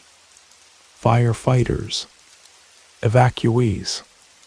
We didn't open the door immediately. Instead, we asked who was there, and a male voice responded that he had something important to deliver, claiming the homeowner had given permission for it to be left with us. Confused, we explained that we were only renting the house and couldn't authorize anything. Despite this, the man insisted. Eventually, he and 2 other men spent the night in their funeral home, van parked in our driveway. It contained a casket with a body, as the evacuation orders and roadblocks prevented them from continuing their journey. Sunday morning, my mother spoke with them, and we discovered that the body inside the casket belonged to a retired Forest Service fire chief who had died Friday night from a heart attack while helping coordinate the firefighting efforts. For some reason, the funeral home had instructions to bring the body to our house, which had previously belonged to him. He explained that the rental agreement had been made with his daughter and provided her address. The men left with the body, and we believed that was the end of the matter. We were wrong. That same Sunday night, while watching a movie in my bedroom, we began hearing footsteps coming from the living room and dining area. My heart raced. I thought someone might be breaking in, perhaps a looter taking advantage of the evacuations. But all the doors were locked with reinforced deadbolts. We didn't leave the bedroom. From there, we could see a shadow moving back and forth under the door. We remained absolutely still, trying not to make a sound. And that's how we clearly heard the echo of heavy boots traversing every corner of the house. Soon after, an unmistakable noise emerged, the sound of someone handling what could only be described as firefighting equipment. The metallic clink of tools and the rustling of heavy fabric was unmistakable. The fear was almost unbearable, but whoever, or whatever it was, didn't do anything besides walk around the house. After the equipment sounds, the footsteps continued wandering from one side to another. At one point, they tried to open the bedroom door, but it was locked. The handle moved as if someone was trying to force it. Incredibly, this continued for 3 long hours, hours of tension, accompanied by the sounds of firm footsteps, and what appeared to be emergency equipment being handled. Then suddenly, everything stopped. Total silence. We heard nothing more. No further attempts to open the door, just a frightening emptiness. Even so, we didn't dare leave the bedroom. We stayed there whispering to each other, trying to process what had happened.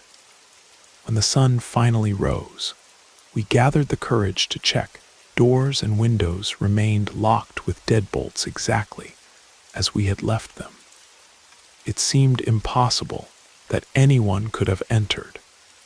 But it wasn't over. Monday night, the situation repeated itself.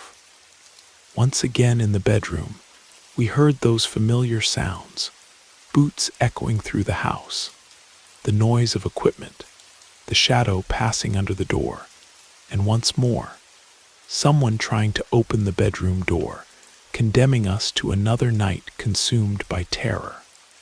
The next morning, my mother confided everything to a friend who lived in another county. This friend, concerned for our safety, offered us temporary shelter until the wildfire threat subsided and we could figure out what to do about the house. We left during daylight, traveling through a landscape of extreme danger. I won't share details, but the fire situation was so dire that we were lucky not to encounter any road closures or burning debris. Once at her friend's house, my mother contacted the daughter of the home's previous owner, the same man whose body had been brought to our house over the weekend. She reported the incidents with the funeral home and the paranormal occurrences. She explained clearly that we didn't want to return because what was happening was too frightening. Both my mother and her friend concluded that perhaps it was the spirit of the former owner trying to intimidate us, maybe upset, because we hadn't allowed him entry when the funeral home arrived. It made sense, but if it wasn't him, what else could it be? We had never faced anything like this before that night. Several days later, when the fires were finally contained, my mother and the former owner's daughter sought spiritual help. A local pastor visited the house, lit candles, and prayed for his soul to find the right path. He performed a blessing, asking for peace to return to that place. A few months later, we moved to Oregon, leaving behind not only the house, but also any connection to that ghost.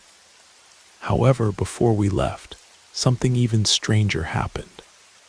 While packing our belongings, we discovered a hidden compartment behind a loose panel in the hallway closet.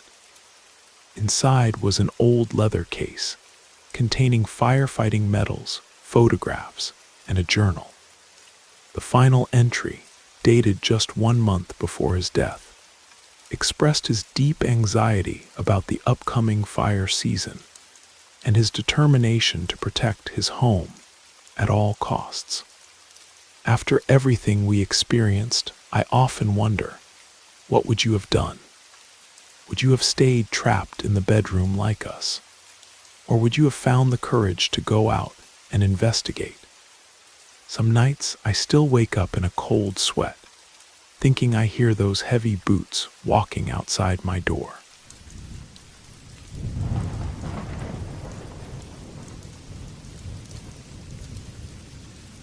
My name is James, and this is my account of something that happened about 15 years ago. I spent a week covering the night shift at a gas station just off Route 66, where the highway meets the old desert road heading toward Tucson, Arizona. It wasn't my regular station. I normally worked at another place closer to town, but due to staff shortages, they put us on a rotation schedule until they could hire someone permanent for that isolated spot. The first couple of nights were tough. Working the graveyard shift was new to me, and fatigue was relentless. I nodded off several times, but would jerk awake at the sound of engines, or when headlights swept across the forecourt. During those long nights, I'd rest on a folding chair near the fuel pumps. Customers were scarce at those hours, with only the occasional vehicle appearing out of the darkness. One such time, I was awakened by the unmistakable rumble of an old Airstream trailer being towed by a vintage pickup truck. The headlights announced its approach before I could make out its shape. I stood up, ready to assist the late-night travelers. On the third night, however, something unusual happened. My coworker, Derek, showed up right as the silver Airstream was pulling in. It was an immaculately maintained trailer, gleaming under the fluorescent lights of the station. Derek called to me from across the lot. "James, help me with these boxes over here." Quick, I was confused and called back. "I need to help this family that just arrived." He insisted, "Leave it alone. Come here, I'll take care of them if needed." Reluctantly, I followed him to a storage area nearby. I asked Derek, "What about those people?" "Look, they're already out of their truck." He stared at me intently and said, "Stay here. You can see them from this spot, can't you?" From our position, I could see two children sitting motionless inside the pickup truck. I also glimpsed the man and woman, just their heads visible above the fuel pump. They seemed to be moving, but in an odd, disjointed way. I grew concerned, thinking they were trying to pump gas themselves without paying. Before I knew it, they returned to their vehicle and drove off. Annoyed, I remarked, "Did they just fuel up without paying?" "If so, that's coming out of your paycheck, Derek." He simply said, "Come with me. I want to show you something." We approached the pump, and to my surprise, it showed zero. No smell of gasoline, no sign of recent use. I asked what had happened, and he replied, "Listen, James. If you don't believe me now, you'll understand with time when you see that airstream again. Stay away from them. Don't get close." I pressed him, "But why? Are they dangerous?" He hesitated before answering. "No, they're not dangerous if you keep your distance. The problem is, they're not alive. That family isn't real." I was speechless as he continued, "It's been happening for a long time. Once or twice a week, that silver airstream shows up. They don't do anything. They just stop as if they're going to fuel up. I only ask one thing of you. Don't look at their feet or their bodies too closely. It's better if we stay here at a distance until they leave." The whole thing seemed absurd. I asked Derek who came up with this story, but he assured me it was real.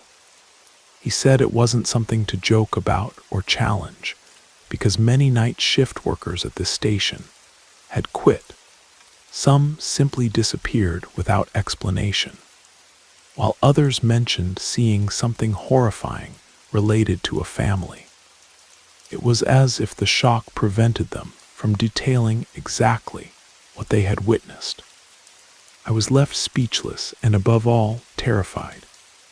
I lost sleep in the days that followed, though everything remained quiet without any strange occurrences.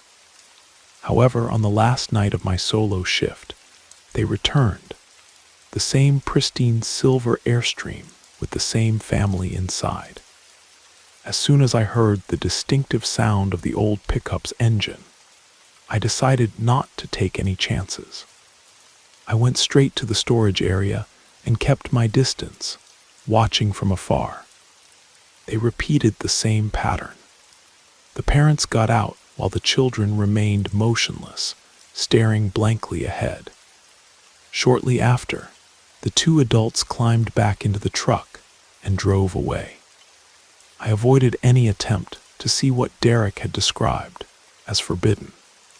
I didn't want to confirm whether they truly lacked bodies or if their feet floated above the ground. To this day, I don't know, and honestly, I prefer never to find out. This experience left me with many questions, and I still think about what really happened there. The strangest part, when I checked the security footage the next morning, there was nothing but static during the exact minutes they had been at the station. 2 months later, I heard that Derek had vanished during his shift. His car was found at the station, the door left open, his phone and wallet still inside. The security footage from that night showed the same static interference I had seen before. I received a postcard a year later. No return address, postmarked from a town that doesn't exist according to any map I've consulted. It simply read, "Don't look at their feet. They know when you see them." I never took another night shift again.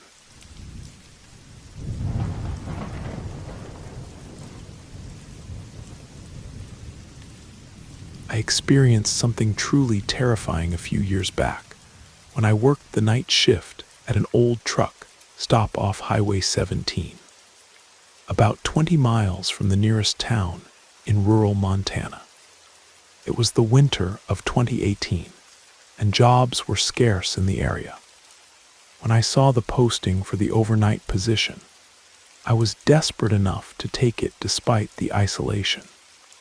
The truck stop was a relic from the 70s, a small convenience store with an attached diner that closed at 8 p.m., leaving just the store and gas pumps operational through the night. The building stood alone against the vast, snow-covered landscape, with only the occasional headlights from passing trucks breaking the overwhelming darkness. I wasn't used to working in such an isolated environment. The emptiness of the surrounding plains, combined with the howling winter winds, created an atmosphere of complete desolation. Most nights, I'd be joined by only one other employee, Dale, a man in his 50s who had started working there just 2 weeks before me. Dale handled the fuel pumps and exterior maintenance while I managed the store. Between midnight and 5 a.m., we'd be lucky to see more than 3 or 4 customers, mostly long-haul truckers stopping for coffee and a quick break from the monotony of the road.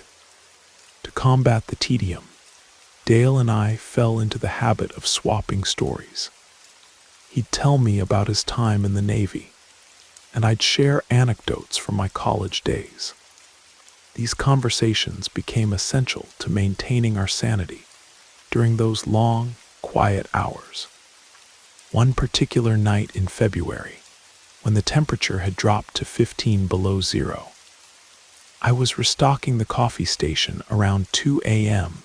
when the store's front door suddenly flew open. Dale burst in, his face pale beneath his weathered features, breath coming in visible puffs in the heated store. "There's someone out by the old storage shed," he gasped, his voice trembling. I immediately tensed, thinking we were about to be robbed. "Who is it?" I asked, already reaching for the phone. "A woman," Dale replied, his eyes wide. "She's just standing there in the snow, crying, but something's not right about it." I started toward the door, but Dale grabbed my arm with surprising strength. "Are you out of your mind?" he hissed. Who the hell would be out there in this weather, in the middle of nowhere, at 2 in the morning? No car, no nothing. He had a point. The nearest town was too far to walk, especially in the brutal cold.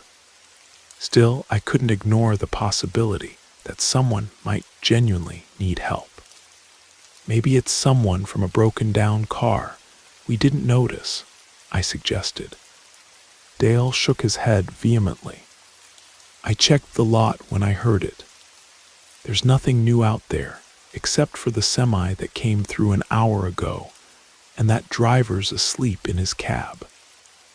Despite his warning, I felt compelled to investigate. "We should at least check," I insisted. "What if someone's hurt?" Dale reluctantly followed me to the back door that led toward the storage shed. Even before we stepped outside, I could hear a sound carrying through the walls. But it wasn't crying as Dale had described. It was laughter. A woman's laughter, pitched somewhere between amusement and menace, echoing across the silent parking lot from the direction of the old storage shed. I looked at Dale, confused. "That's not crying." His face drained of what little color it had left.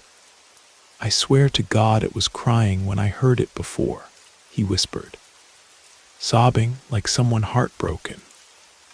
We stepped outside into the biting cold, our breath immediately forming thick clouds in front of our faces. The laughter grew louder as we approached the corner of the building, coming from somewhere near the tree line beyond the storage shed. The sound had a strange quality to it now. Sometimes it seemed to come from right beside us. Then it would shift to sound distant, as if carried on the wind from miles away. Dale crossed himself, something I'd never seen him do before, and muttered what sounded like a prayer under his breath. As we rounded the corner, the exterior lights illuminating the parking lot suddenly flickered and went out. Not just the outdoor lights, but every light in the truck stop. We were plunged into complete darkness, save for the faint glow of the moon reflecting off the snow. The laughter stopped abruptly. For a moment, there was total silence. Not even the constant hum of the refrigeration units that I'd grown so accustomed to. I usually didn't notice it anymore. In that silence, I could hear Dale's ragged breathing beside me, and my own heart pounding in my ears. Then came a new sound, a slow, deliberate scraping against the metal siding of the building. It reminded me of someone dragging their nails across a chalkboard, but deeper, more resonant. The sound moved steadily along the wall toward us. I closed my eyes tight, paralyzed with fear. Though I'd never been particularly religious, I found myself joining Dale in whispered prayer, the words coming to me from some half-remembered childhood church service. Just as the scraping sound reached what seemed like mere feet away from us, the lights blazed back on all at once, temporarily blinding me. I blinked rapidly, eyes watering from the sudden brightness. There was nothing there. No woman, no visible source of the scraping sound. Just the empty parking lot, silent under its blanket of snow, and the dark tree line beyond. We retreated inside, locking the door behind us. For over an hour, we sat behind the counter without speaking, watching the security monitors that showed nothing but empty space and gently falling snow. No customers came. Even the highway seemed unusually deserted. Just before dawn, as the first hints of light began to appear on the horizon, Dale finally broke the silence. "I've heard stories," he said quietly, "from the truckers about a woman seen on this stretch of road. They say back in the 90s, a woman was murdered here when this was just a small gas station. Her boyfriend was a trucker who found her with the attendant, killed them both and himself. I didn't know whether to believe him, but at that moment, any explanation seemed better than none. In the days that followed, we refused to separate during our shifts. No matter how quiet it got, one of us would always be within sight of the other. We never discussed what had happened, at least not directly, but there was an unspoken understanding between us. 2 weeks later, I found another job closer to town and quit the night shift. Dale left soon after. Before I left, I looked up the history of the truck stop and found an old newspaper article confirming part of what Dale had told me. There had indeed been a double murder-suicide there in 1994. To this day, I avoid driving on Highway 17 after dark. And whenever I hear a woman's laughter carrying on the wind during cold winter nights, I remember what it was like to stand in that darkness, listening to something that shouldn't have been there, scraping its way toward us through the night.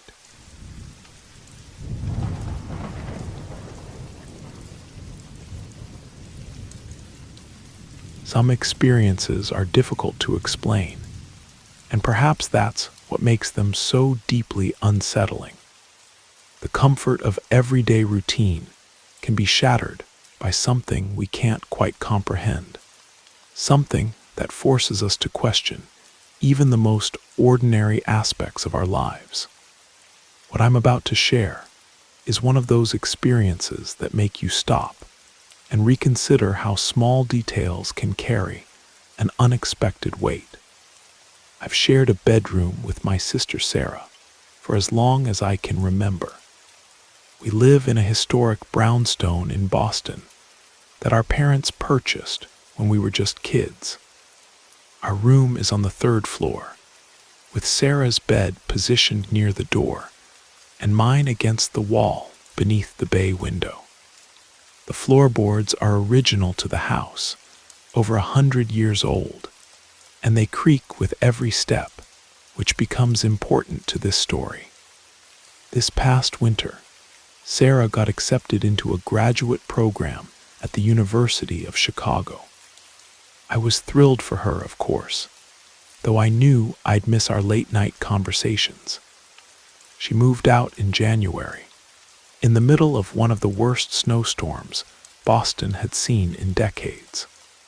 Despite the distance, she tries to come home during holiday breaks when flights aren't too expensive. I'll admit that initially, I enjoyed having the room to myself. The solitude was refreshing after 23 years of sharing space. I could stay up reading without worrying about disturbing her, or leave my art supplies scattered across the floor without hearing her good-natured complaints. That peaceful feeling lasted exactly 3 weeks and 4 days. Sarah had adopted a rescue cat named Milo before she left. She couldn't take him to her new apartment yet, so he stayed with us. Milo developed this habit of scratching at our bedroom door precisely at midnight, never a minute earlier or later. It was eerie how punctual he was. When Sarah lived here, she would always let him in, and he'd curl up at the foot of her bed. After she left, the responsibility fell to me. It was on a Thursday night in February when everything changed. The temperature had dropped to 15 below zero, and the wind howled through the gaps in our old window frames. I was drifting between sleep and wakefulness when I heard the familiar scratching at the door. Half asleep, I stumbled across the cold floor, turned the ornate brass doorknob, and Milo darted in, immediately leaping onto my bed instead of heading to Sarah's, as he usually did. I thought nothing of it at the time. It was bitterly cold, and he probably wanted body heat. I climbed back under my heavy quilts, with Milo pressed against my side. Just as I was about to fall asleep again, I heard it, a deep, rhythmic breathing like someone in a deep sleep. My first instinct was that Sarah had come home for a surprise visit and was already asleep in her bed. But then reality crashed in. Sarah had called earlier that evening from Chicago, complaining about an upcoming exam. She couldn't possibly be here. The breathing grew heavier, almost like a snore. I lay perfectly still, afraid that any movement would acknowledge whatever was happening. The antique clock in the hallway chimed once, 1 in the morning, and the breathing pattern changed. It became more deliberate, more conscious. Then I heard the unmistakable creak of Sarah's bed, the same sound it made whenever she got up in the middle of the night.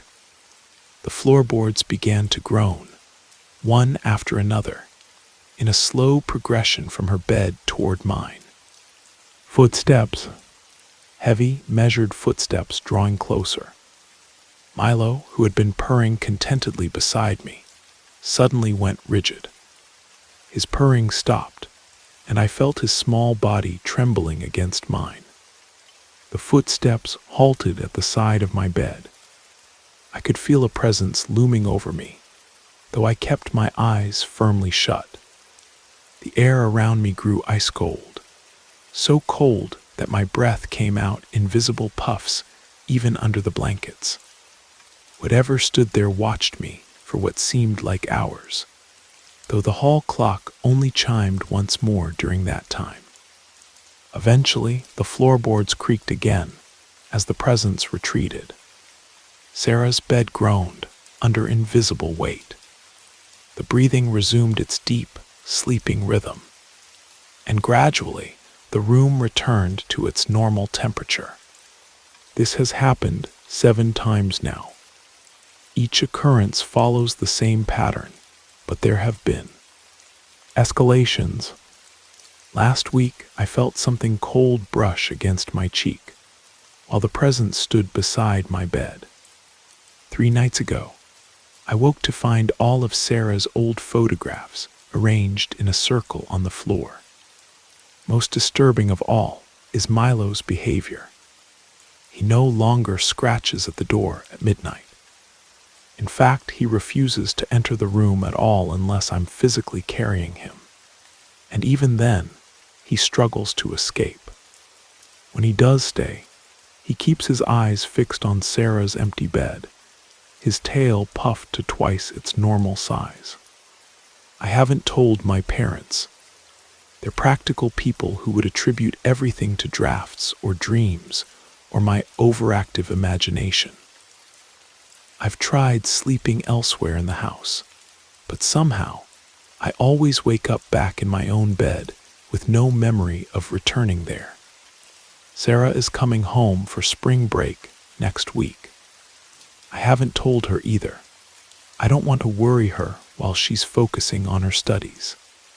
But I wonder what will happen when she returns. Will the presence leave, or will it make itself known to her too? Part of me fears that whatever has claimed her bed won't easily relinquish it. In the meantime, I've started researching the history of our house. Yesterday, I discovered that in 1947, 2 sisters lived in our room. The younger one disappeared without a trace in the middle of February, precisely 78 years ago this month. The older sister claimed something had been visiting their room at night, but no one believed her.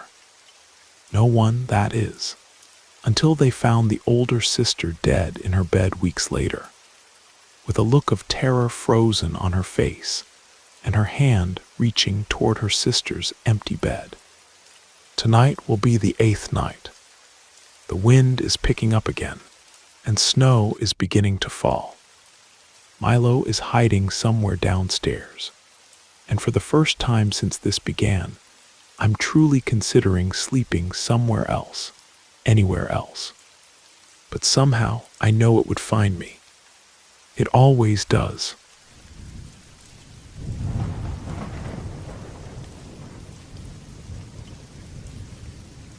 My name is Marcus, and I'm a 34-year-old emergency room nurse at Providence Medical Center in Portland, Oregon. Until a few years ago, my life followed a predictable rhythm. Long shifts at the hospital, quiet evenings at home, occasional hikes in the surrounding forests. Nothing prepared me for how drastically everything would change when I crossed paths with a woman who would transform my existence in ways I couldn't have imagined. Sharing this story isn't easy, not just because of how strange the events were, but because of the emotional toll of understanding how someone who claimed to love me could bring such darkness into my life. I was 28 when it all began. There was a small coffee shop near my apartment where I'd stop for my morning brew before heading to work. That's where I first saw her. Elise had just been hired as a barista, and something about her immediately caught my attention. She had piercing green eyes that seemed to look straight through you, and a smile that made you feel like you were the only person in the room. Her auburn hair fell in natural waves around her shoulders, giving her an effortless beauty that was both captivating and somehow unsettling. There was something in her gaze, a shadow behind the warmth, as if she carried secrets she had no intention of revealing. Without really noticing what I was doing, I started visiting the coffee shop more frequently, finding excuses to linger and talk with Elise. Our conversations gradually became deeper and more personal. She would tell me about her dreams, her preferences, and fragments of her life story. Her mannerisms fascinated me, and soon I knew everything from her favorite music to her favorite flowers. White lilies with edges tinged purple, unusual and striking, just like her. One evening after my shift ended, I brought her a bouquet of those exact flowers. Her face lit up with a mixture of surprise and something else I couldn't quite identify. That moment marked the beginning of something special between us. A few months later, I finally worked up the courage to ask Elise to be my girlfriend. She accepted, and our relationship seemed like something out of a romance novel. My happiness felt boundless. We created memorable moments together, and my mother and my sister, Rachel, adored her as well. Elise became a regular presence in our family home, seemingly fitting in perfectly with everyone. For months, everything appeared ideal, but gradually, small details began to concern me. I noticed that when I visited her apartment, the air often carried a peculiar scent of burned herbs that I couldn't identify. Additionally, Elise began displaying increasingly secretive behavior. One evening, she invited me to her place, and what I saw there left me deeply uncomfortable. Black candles were scattered throughout her living room, burning with tall, steady flames. Strange symbols I didn't recognize were drawn on small pieces of parchment, tucked into corners and under furniture. I tried not to make much of it. Portland has plenty of people with alternative spiritualities. But these small signs began to accumulate. What troubled me most was her grandmother's attitude toward me. The elderly woman lived in a small cottage behind Elise's apartment building, and whenever I encountered her, she would regard me with unmistakable hostility, sometimes muttering words in a language I didn't understand as I passed. As time went on, Elise became more distant, not just with me, but also with my family. Although my feelings for her remained strong, it became impossible to ignore the signs that something wasn't right. Coming from a traditionally Christian family, black candles and strange odors evoked disturbing thoughts that I couldn't easily dismiss. Whenever I tried to discuss these concerns with Elise, she would skillfully change the subject or dismiss them entirely. Eventually, I realized I couldn't continue in this relationship. I went to the coffee shop, asked if we could talk privately during her break, and told her I thought we should go our separate ways. "You're making a grave mistake," she said, her voice unnervingly calm. Then her demeanor changed completely as she began to cry, begging me to reconsider and making countless promises of change. Despite this, I held firm to my decision and walked away, closing that chapter of my life. Several weeks passed, and although I missed her, I was convinced I had made the right choice. My family supported me, helping me through this difficult time. Life seemed to be returning to normal until, about a month later, I returned to the coffee shop, feeling it was time to stop avoiding the place. As soon as I entered, there she was, but something had changed dramatically. Her face showed deep shadows under her eyes. Her skin had taken on an unhealthy pallor, and her once lustrous hair appeared dry and damaged. When she saw me, she smiled, but in a strange, unsettling way that was difficult to interpret. As she handed me my order, her hand, marked with what looked like dried red stains, brushed against mine. She claimed it was just food coloring from a new drink they were testing, but it didn't look like food coloring. It looked like blood. That night, I began feeling restless. Memories of our relationship surfaced, but some seemed distorted, as if they were fabricated, images of moments I had never experienced, bringing with them a bitter sense of loss. I was seized by an almost uncontrollable urge to call her, but managed to resist. I went to bed hoping these feelings would pass. However, when morning came, things became even stranger. My mother found black larvae in the kitchen, something completely unusual in our meticulously clean home. Initially, I thought it might be coincidence, but the insects began appearing in other rooms. When I returned from work that day, I was greeted by a disturbing sight. My bedroom was infested with larvae covering the walls and even my bed. We called an exterminator and decided to spend the night in a hotel, but that was far from the end of it. The night at the hotel was restless. Even away from home, I couldn't relax.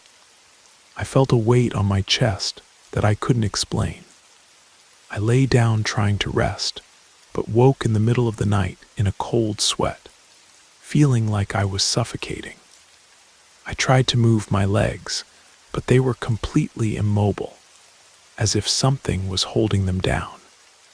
After several minutes of struggle, I managed to move them and turned on the light, but my peace of mind was already shattered. When I lay down again, I felt something moving under the blanket. With my heart racing, I lifted the sheets and found a black larva wriggling there. I quickly killed it, but what happened next disturbed me even more. A red liquid resembling blood oozed out of it. I cleaned it up, but the image remained burned into my mind. I spent the rest of the night barely sleeping, and the few moments of sleep I did get were plagued by nightmares. In one particularly vivid dream, I was trapped in a dark hole with soil falling on top of me. Elise stood at the edge of the hole, watching me with a cruel smile. She laughed, taunted me, and gradually buried me alive. I woke up screaming, my breathing ragged, still overwhelmed by the sensation of being trapped. I didn't want to worry my mother or sister with what had happened. They were already shaken by the infestation, and I didn't want to add to their stress. The next day, we returned home after the exterminator assured us the insects had been eliminated. However, upon entering, we found red stains on the walls, as if something had dripped there. I tried to reassure my mother, suggesting it might be old paint or some residue left by the exterminator.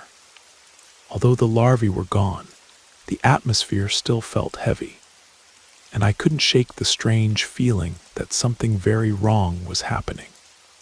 That night I tried to sleep, but was awakened again by knocking at the door around 3 in the morning. My mother heard it too, and suggested we shouldn't answer. When I asked who was there, I heard the voice of Sarah, our neighbor. I decided to answer, and she, visibly annoyed, asked why we had been screaming so desperately. According to her, for more than half an hour, anguished wails had been coming from our house. My mother and I exchanged perplexed looks. No one had screamed, and we assured her everything was fine before closing the door. My mother, now very tense, demanded an explanation. I could no longer hide what had been happening and told her everything, from Elise's strange behavior to the larvae incident, and my suspicions that something malevolent was at work. Despite being worried, she assured me we would face it together. But the next morning, the situation worsened. My mother and sister began to notice a putrid smell coming from my room. But strangely, I couldn't detect anything. Still, I prepared for work, trying not to let it get to me. However, my day at the hospital was chaotic.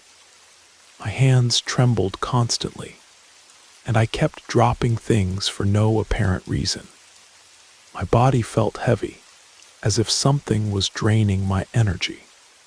After my shift, I decided to go to the coffee shop where Elise worked. I wanted to confront her and demand that she stop whatever she was doing. When I arrived, I found her at the door with an expression that mixed coldness and disdain. I asked her directly what was happening, but she just smiled ironically and replied, "Do you really think I'm doing something against you? Don't be ridiculous." Her attitude filled me with anger, but I realized pressing her would be futile. I left feeling defeated and more confused than ever. That night, the nauseating smell inside our house became unbearable, and my mother insisted we seek spiritual help. Although I was skeptical, I agreed because we couldn't continue living like that. My sister, however, suggested confronting Elise directly, but I convinced her it would only make things worse. We decided it was time to seek outside help, someone who could guide us through this chaos. The following day, my mother insisted we visit our local church and talk to Pastor Mitchell. Even without much faith in the idea, I agreed more to calm her than because I believed it would help.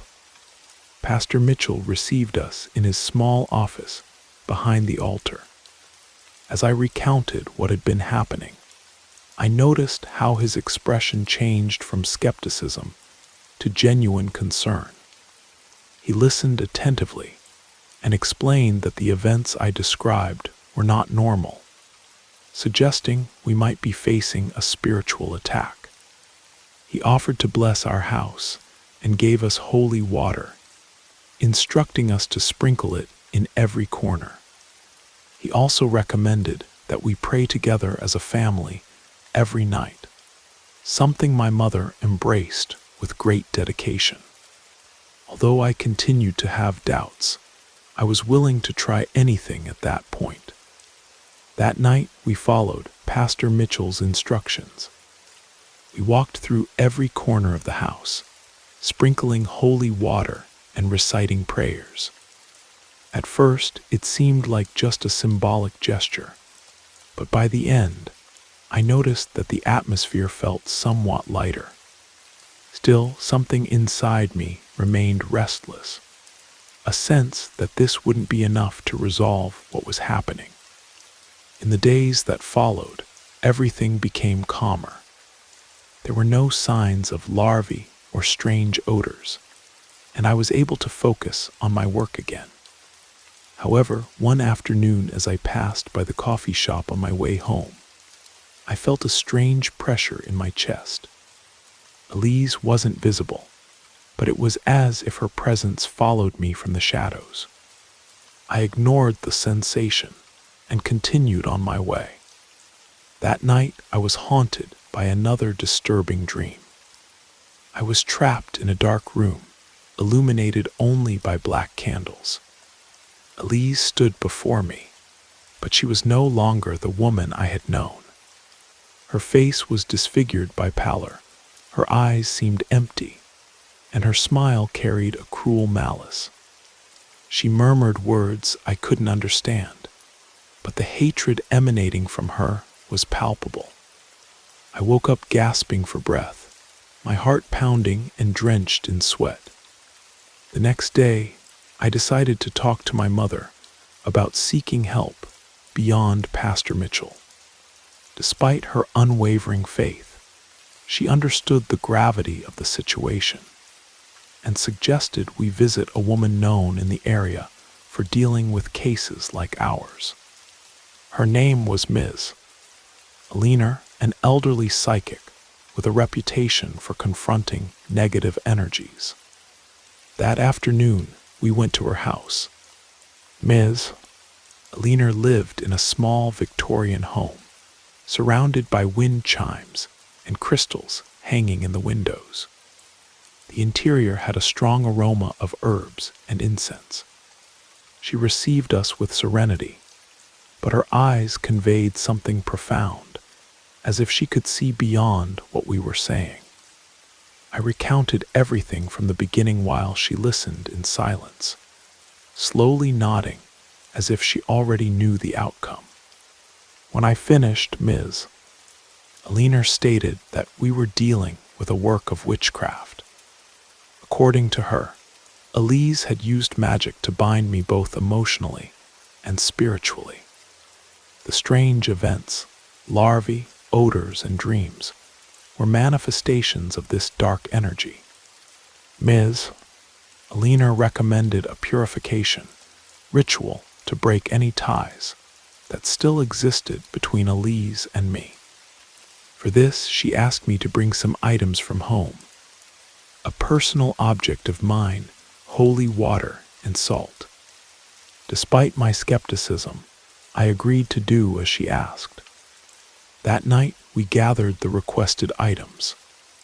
My mother and sister helped, although their faces reflected the fear they felt. The next day, we took everything to Ms. Alina's house. There, she prepared a simple altar with white candles, a container with water, and various herbs that I didn't recognize.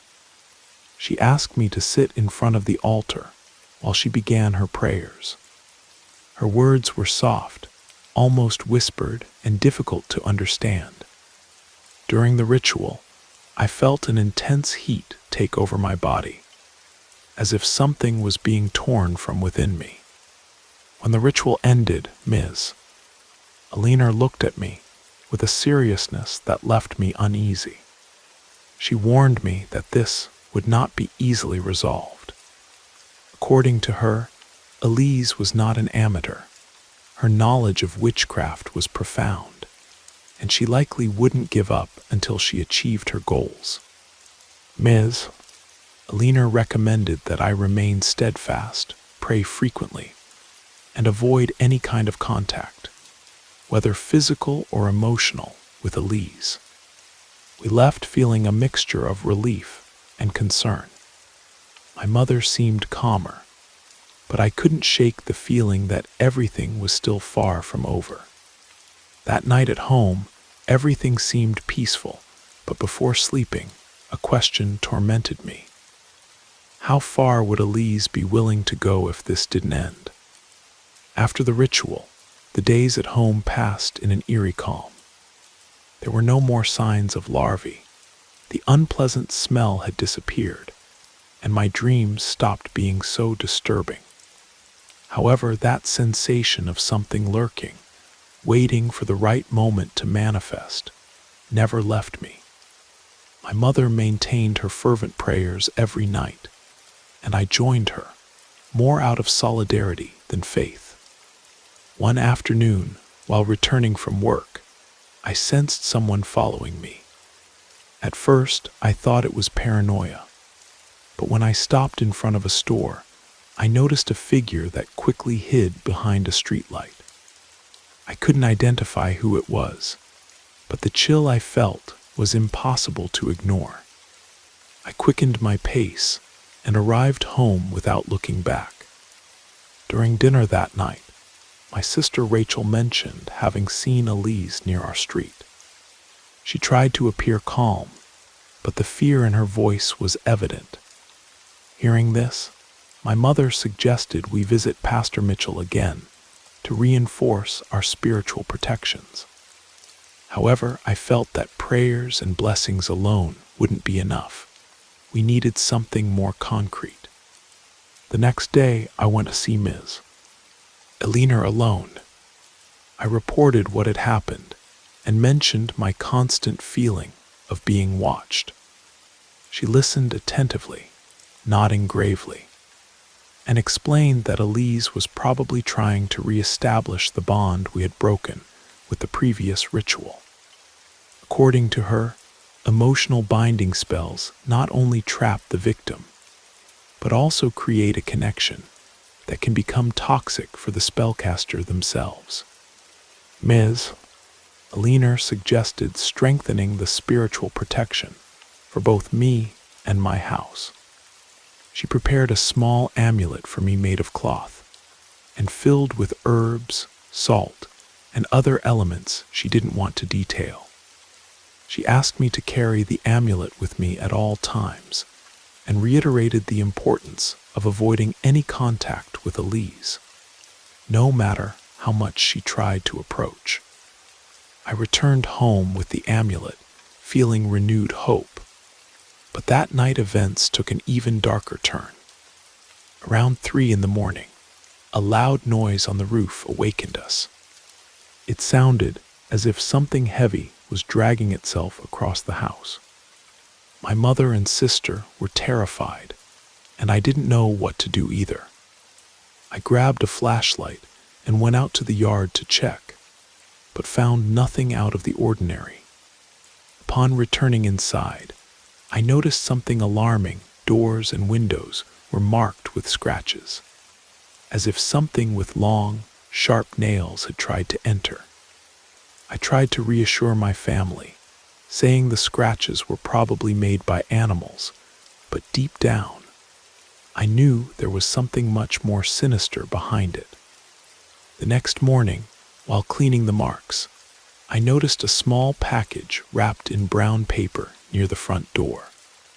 I picked it up carefully, and upon opening it, discovered a photograph of me with burned edges and a few strands of hair that appeared to be mine. I immediately took the package to Ms. Aliner. She examined it carefully and confirmed my fears. Elise had cast another spell, this time more aggressive. Ms. Aliner explained that the only way to stop it would be to confront Elise again, but in a different way. I needed to show that she no longer had power over me, that her magic wouldn't work.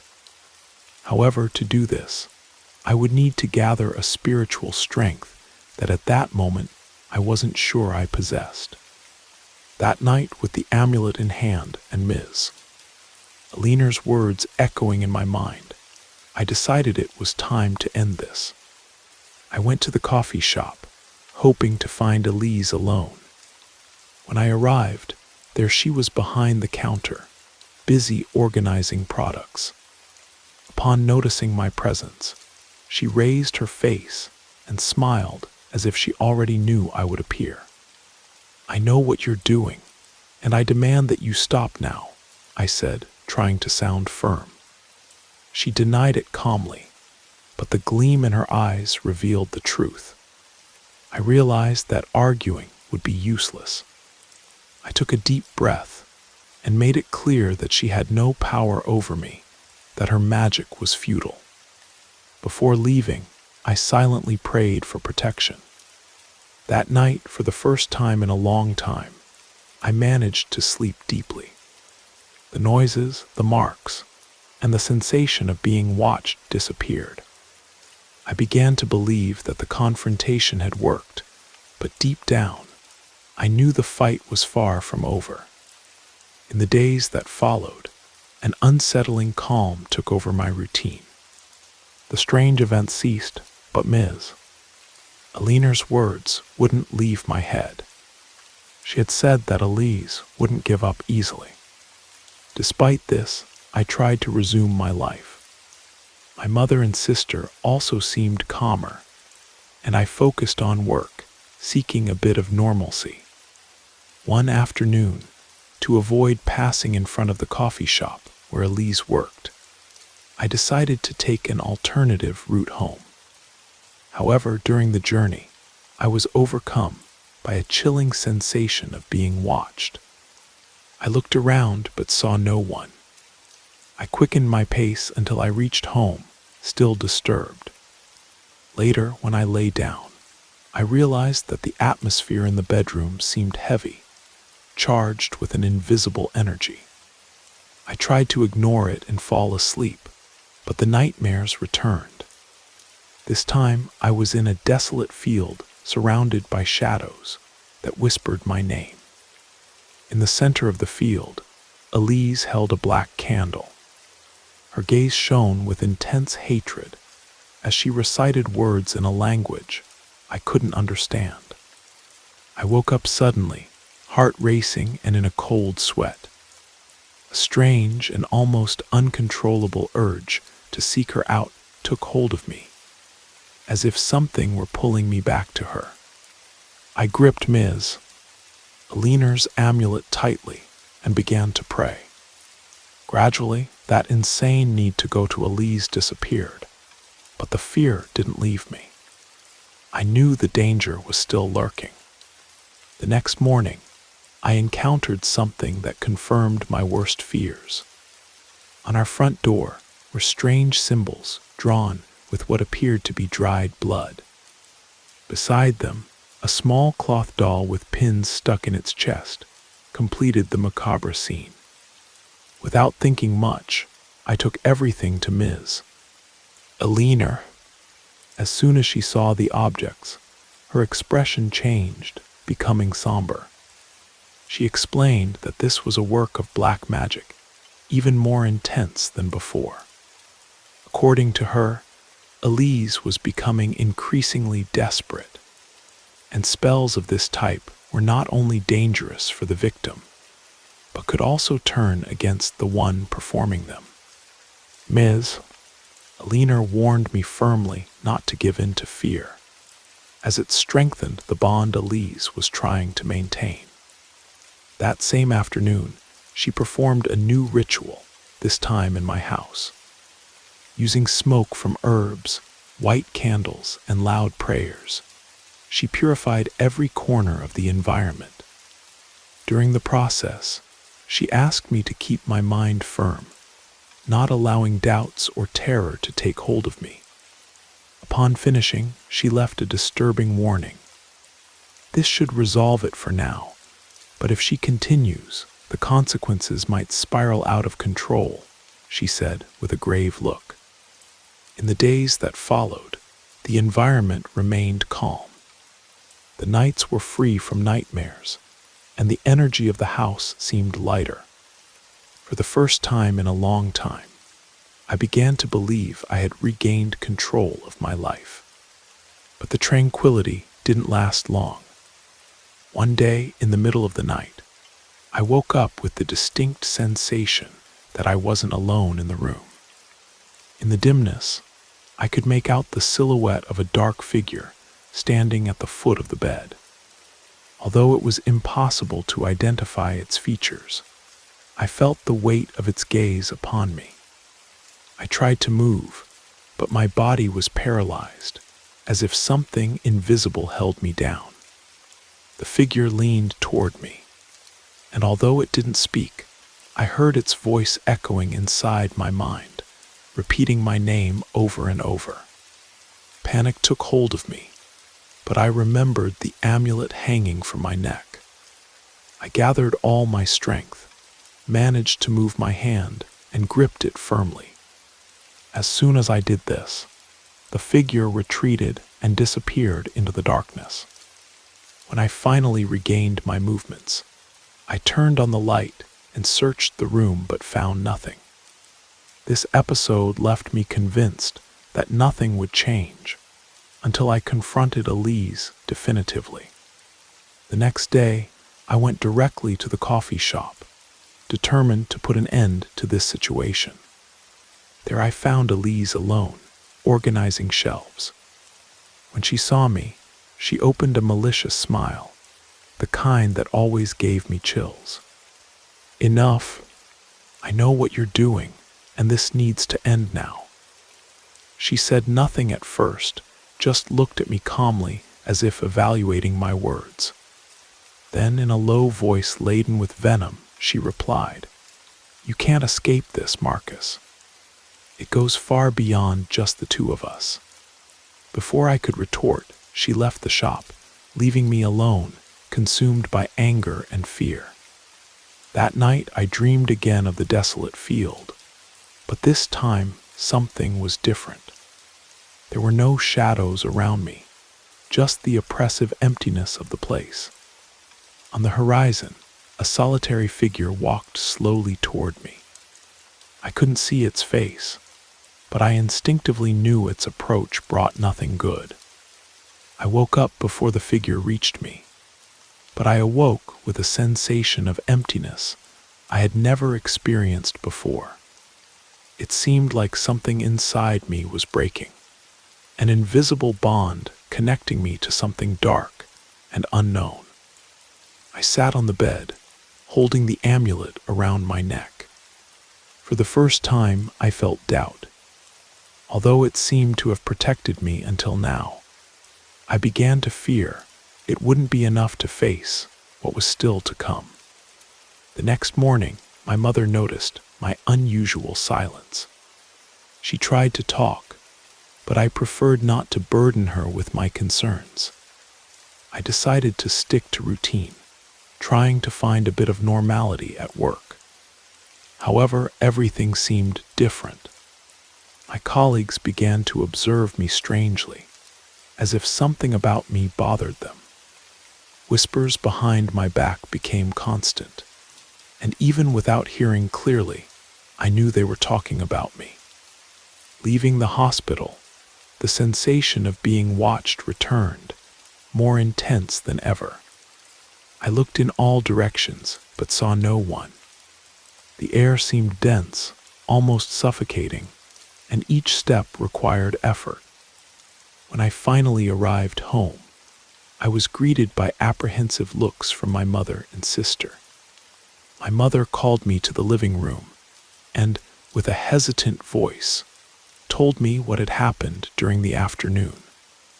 They heard knocking on the walls and footsteps on the roof, but even after searching the entire house, they found nothing.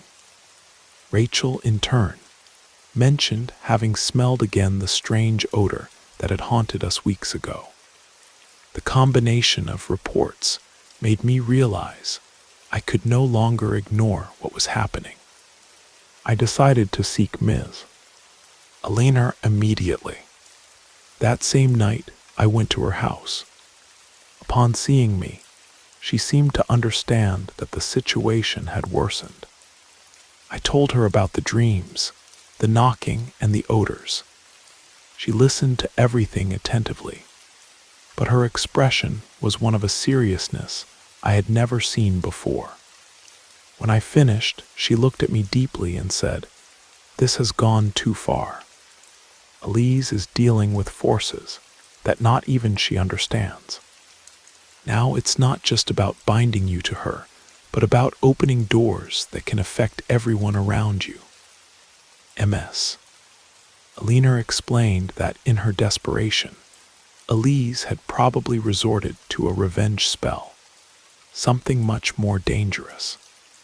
These rituals, according to her, not only harmed the targeted person, but also released unpredictable energies, often turning against the spellcaster themselves.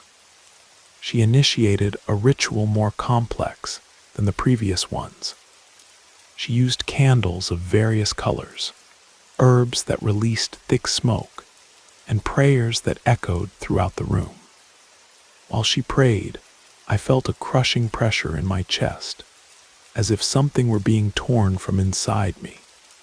When she finished, she handed me a new amulet, stronger than the previous one, and asked me never to remove it.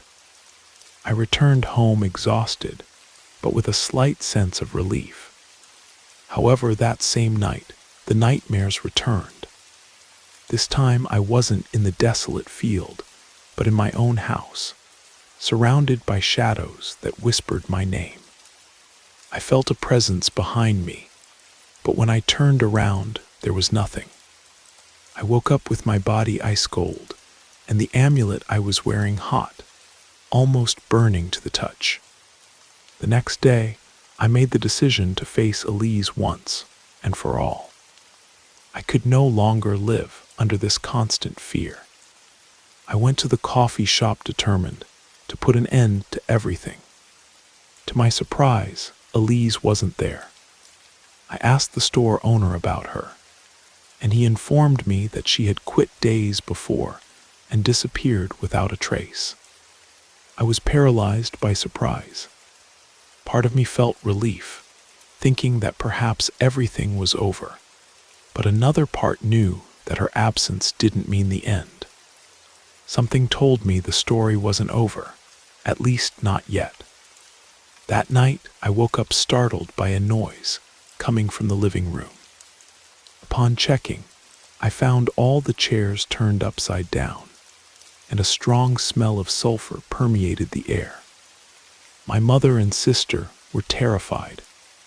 Despite trying to calm them, I myself felt panic growing inside me. I squeezed the amulet tightly and began to pray, begging for protection. Slowly, the environment returned to normal, but I knew that wasn't the end, just another sign that something still haunted us. The next day, I went to Ms. Alina to report what had happened. She listened attentively and explained that even with Elise's disappearance, her energy was still connected to me. According to her, there was a deeper bond difficult to break, and overcoming this would require me to face not just Elise, but also my own fears. I understood after that conversation that a final confrontation was inevitable, although I didn't know how or when it would happen. That night, while praying with my mother and sister, I felt an internal rupture, as if something invisible were pushing me toward an abyss. The amulet that always gave me security seemed heavier and burned against my chest, increasing my anxiety. The next morning, as I prepared for work, my sister Rachel came to me, visibly shaken. She recounted that she had dreamed of Elise, but she wasn't the same. In her dream, Elise had a deformed face and eyes as black as darkness. She murmured incomprehensible words while pointing at us with a skeletal finger. Rachel, frightened, begged us to find a definitive solution, saying she couldn't bear to live under that constant fear anymore. Later, I decided I could no longer postpone the inevitable. I sought out Ms. Alina again and related Rachel's dream. Ms. Alina, with a calmness that contrasted with the gravity of the situation, explained that this was Elise's effort to manifest in a more direct way. Elise's spells were trying to spread and affect not just me, but also my family. It was essential to completely break that bond. Ms. Alina instructed me to go to the coffee shop where everything began, even though Elise was no longer there. That place, according to her, was the epicenter of her energy. I should bring the amulet, a container with holy water, and a white candle. Before I left, she warned me to keep my mind clear and not allow fear to dominate me. That night, I went to the coffee shop accompanied by my mother and Rachel, who waited outside. As soon as I entered, I felt the weight of the dense and oppressive atmosphere, almost as if the air were made of stone. I lit the white candle and began to pray as Ms. Alina had taught. The environment became even colder, with the cold penetrating to the bone. Then I saw her. Elise emerged from the dimness, but she was no longer the woman I had known. Her face was pale and cadaverous, and her eyes shone with an unnatural glare. Even without moving her lips, I heard her voice inside my mind. She spoke with hatred and resentment, making it clear that in her view, our bond was eternal, something I would never be able to break. With the holy water in hand, I sprinkled it around me while continuing to recite the prayers Ms. Aliner had taught me. Elise began to retreat, but her expression transformed from hatred to a mocking smile. It was at that moment that I realized I wasn't just facing Elise, but something much greater, an obscure force that transcended her presence. The shadows of the shop began to move, surrounding me, and the air became impregnated with an unbearable smell of sulfur.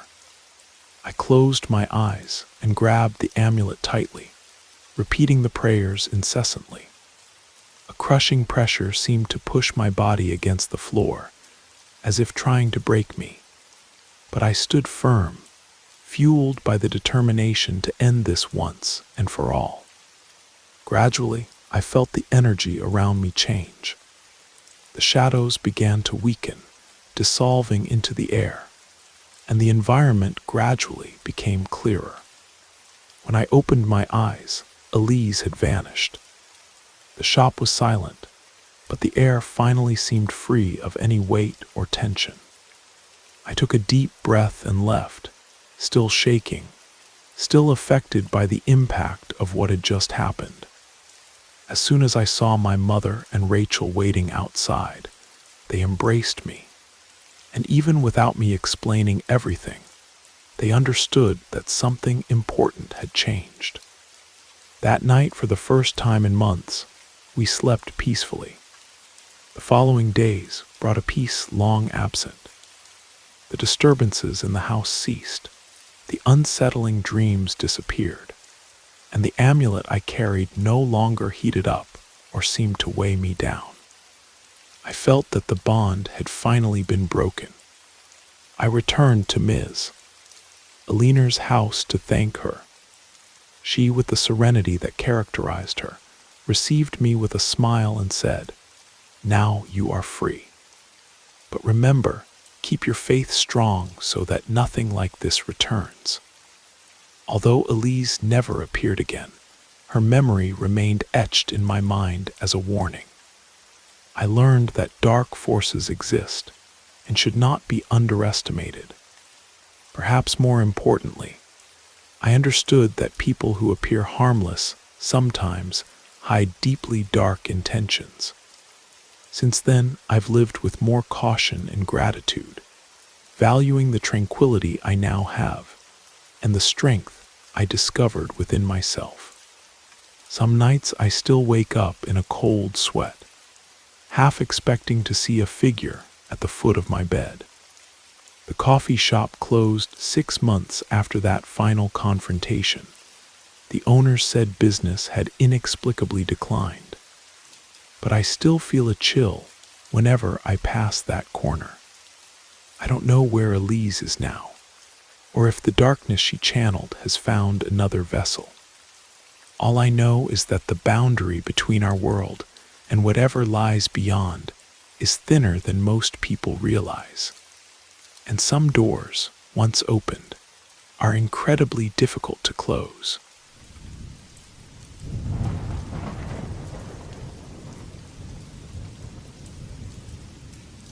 Today, I want to share a story that isn't mine. It was my father who shared it with me, a man now in his later years, but still strong and respected. What I'm about to relate is exactly as he told it, in his own words. This is the story of the witch that haunted our town. It happened during the late 70s, when the Vietnam War had ended, but its shadow still hung heavy over the country. Back then, I was serving in the military, but was on leave. I must have been around 25 or 26 years old. In those days, Hollow Creek, the small town where I lived, was practically falling apart.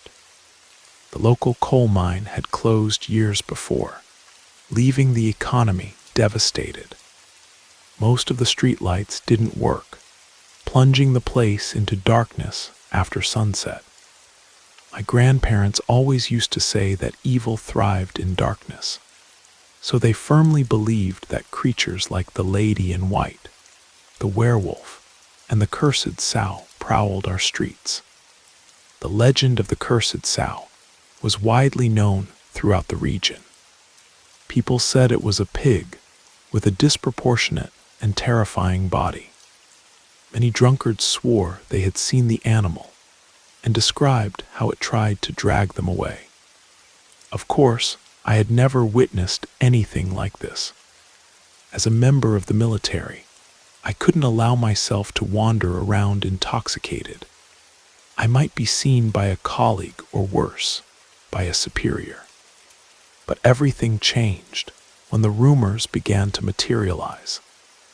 Nights were interrupted by strange crying sounds, and people began to disappear. Fear, previously just a distant notion, became tangible. What caused the most shock were the bodies found behind the local general store, at the bottom of a ravine. They were mostly drunk men, dead with severe injuries and deep bite marks. Faced with this situation, a friend of mine who also served in the military and I decided to take action. We didn't believe in supernatural explanations, but we were convinced that some large animal was attacking people and needed to be stopped. It was almost our duty to protect the town, even those who drank too much, before it started attacking anyone out after dark, including women and children. We organized ourselves with some neighbors and created a plan.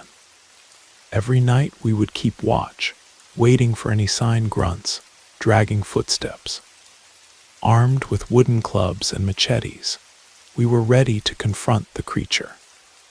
Weeks passed without any trace until one night, a neighbor appeared at my door, visibly agitated, and whispered, "Come quickly. The witch just passed by here, 2 blocks away. We're gathered, but we need you." I grabbed my machete and a piece of wood and joined the group. When we reached the indicated spot, we saw something unexpected, a naked woman walking in the darkness, staggering from side to side along a narrow path. We were apprehensive, but approached carefully. At that moment, I began to believe that we weren't dealing with just an animal, but something beyond, a witch, perhaps. As we got closer, I recognized the woman. She was one of our neighbors. I quickly covered her, and we took her back to her house. Later, we discovered that she had left her home unconsciously, sleepwalking, without realizing what she was doing. It was the first time something like this had happened to her, and it didn't seem to have any connection to the supposed giant pig. That's when the suspicion arose. What if the witch was someone from our own town, a person we knew?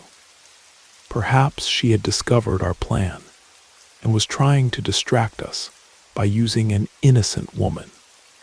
With this realization, we understood that capturing her would be much more complicated. She already knew we were after her. A few nights later, when my leave period was almost over, around 3:30 in the morning, I distinctly heard the sound of a pig grunting. The noise was intense, coming from far away, but it was enough to wake the neighbors. I ran in the direction of the sound, and then I saw it with my own eyes. It was an enormous pig with a strange, disproportionate body. Hanging from its head were strands of white hair. Its eyes weren't normal, they were human, completely human, shining with an indescribable rage. In place of its front hooves, there were hands, and on its back, it carried a drunk man who was desperately trying to choke it with his belt while screaming for help. We managed to pull the man off the creature's back and began to attack it, but the beast had impressive strength. Despite the blows we delivered, it seemed to resist everything. Severely injured, it managed to escape toward the hill that led to a nearby settlement. There's no doubt in my mind, That wasn't an ordinary pig. There was something human about that thing. And this wasn't a product of imagination. I'm absolutely certain of what I saw. The next morning, a man coming from the woods told us something disturbing. Miss Alina, an elderly woman who lived on the outskirts of our community, was found severely injured outside her home, with blood flowing from her wounds. When they arrived to help her, one of the neighbors who had been with us the previous night noticed something unusual. Alina's house, made of wooden planks and shingles, was covered in ashes and surrounded by puddles of water still releasing steam. That was when our suspicions were confirmed. Miss Alina was the witch. According to local stories, some people can transform into animals through dark rituals involving boiling water, ashes, and forbidden prayers. I, however, didn't stay to witness the outcome. I had already returned to my post when everything happened. The neighbors organized themselves to wait for the creature to reappear, which happened shortly after. They saw it enter Alina's house, which curiously had no animals. It was then that they made the decision to set fire to the house with her still inside. All I know comes from their accounts. I didn't see any of this. But one thing I can guarantee. To this day, on nights of complete darkness in my hometown, you can still hear in the distance the grunting of a pig coming from the ravine. And what's most curious is that some drunkards who don't even know this story swear they've spotted an enormous pig with strands of white hair hanging from its head. Sometimes I wonder if this might be Alina's soul trapped between two forms, unable to return to human form before dying. Perhaps now she's condemned to wander forever, transforming into a true legend. My name is Michael Harmon. Thank you for hearing my story.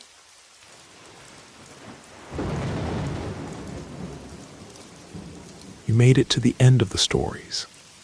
That means it's the perfect time to subscribe so you don't miss future episodes.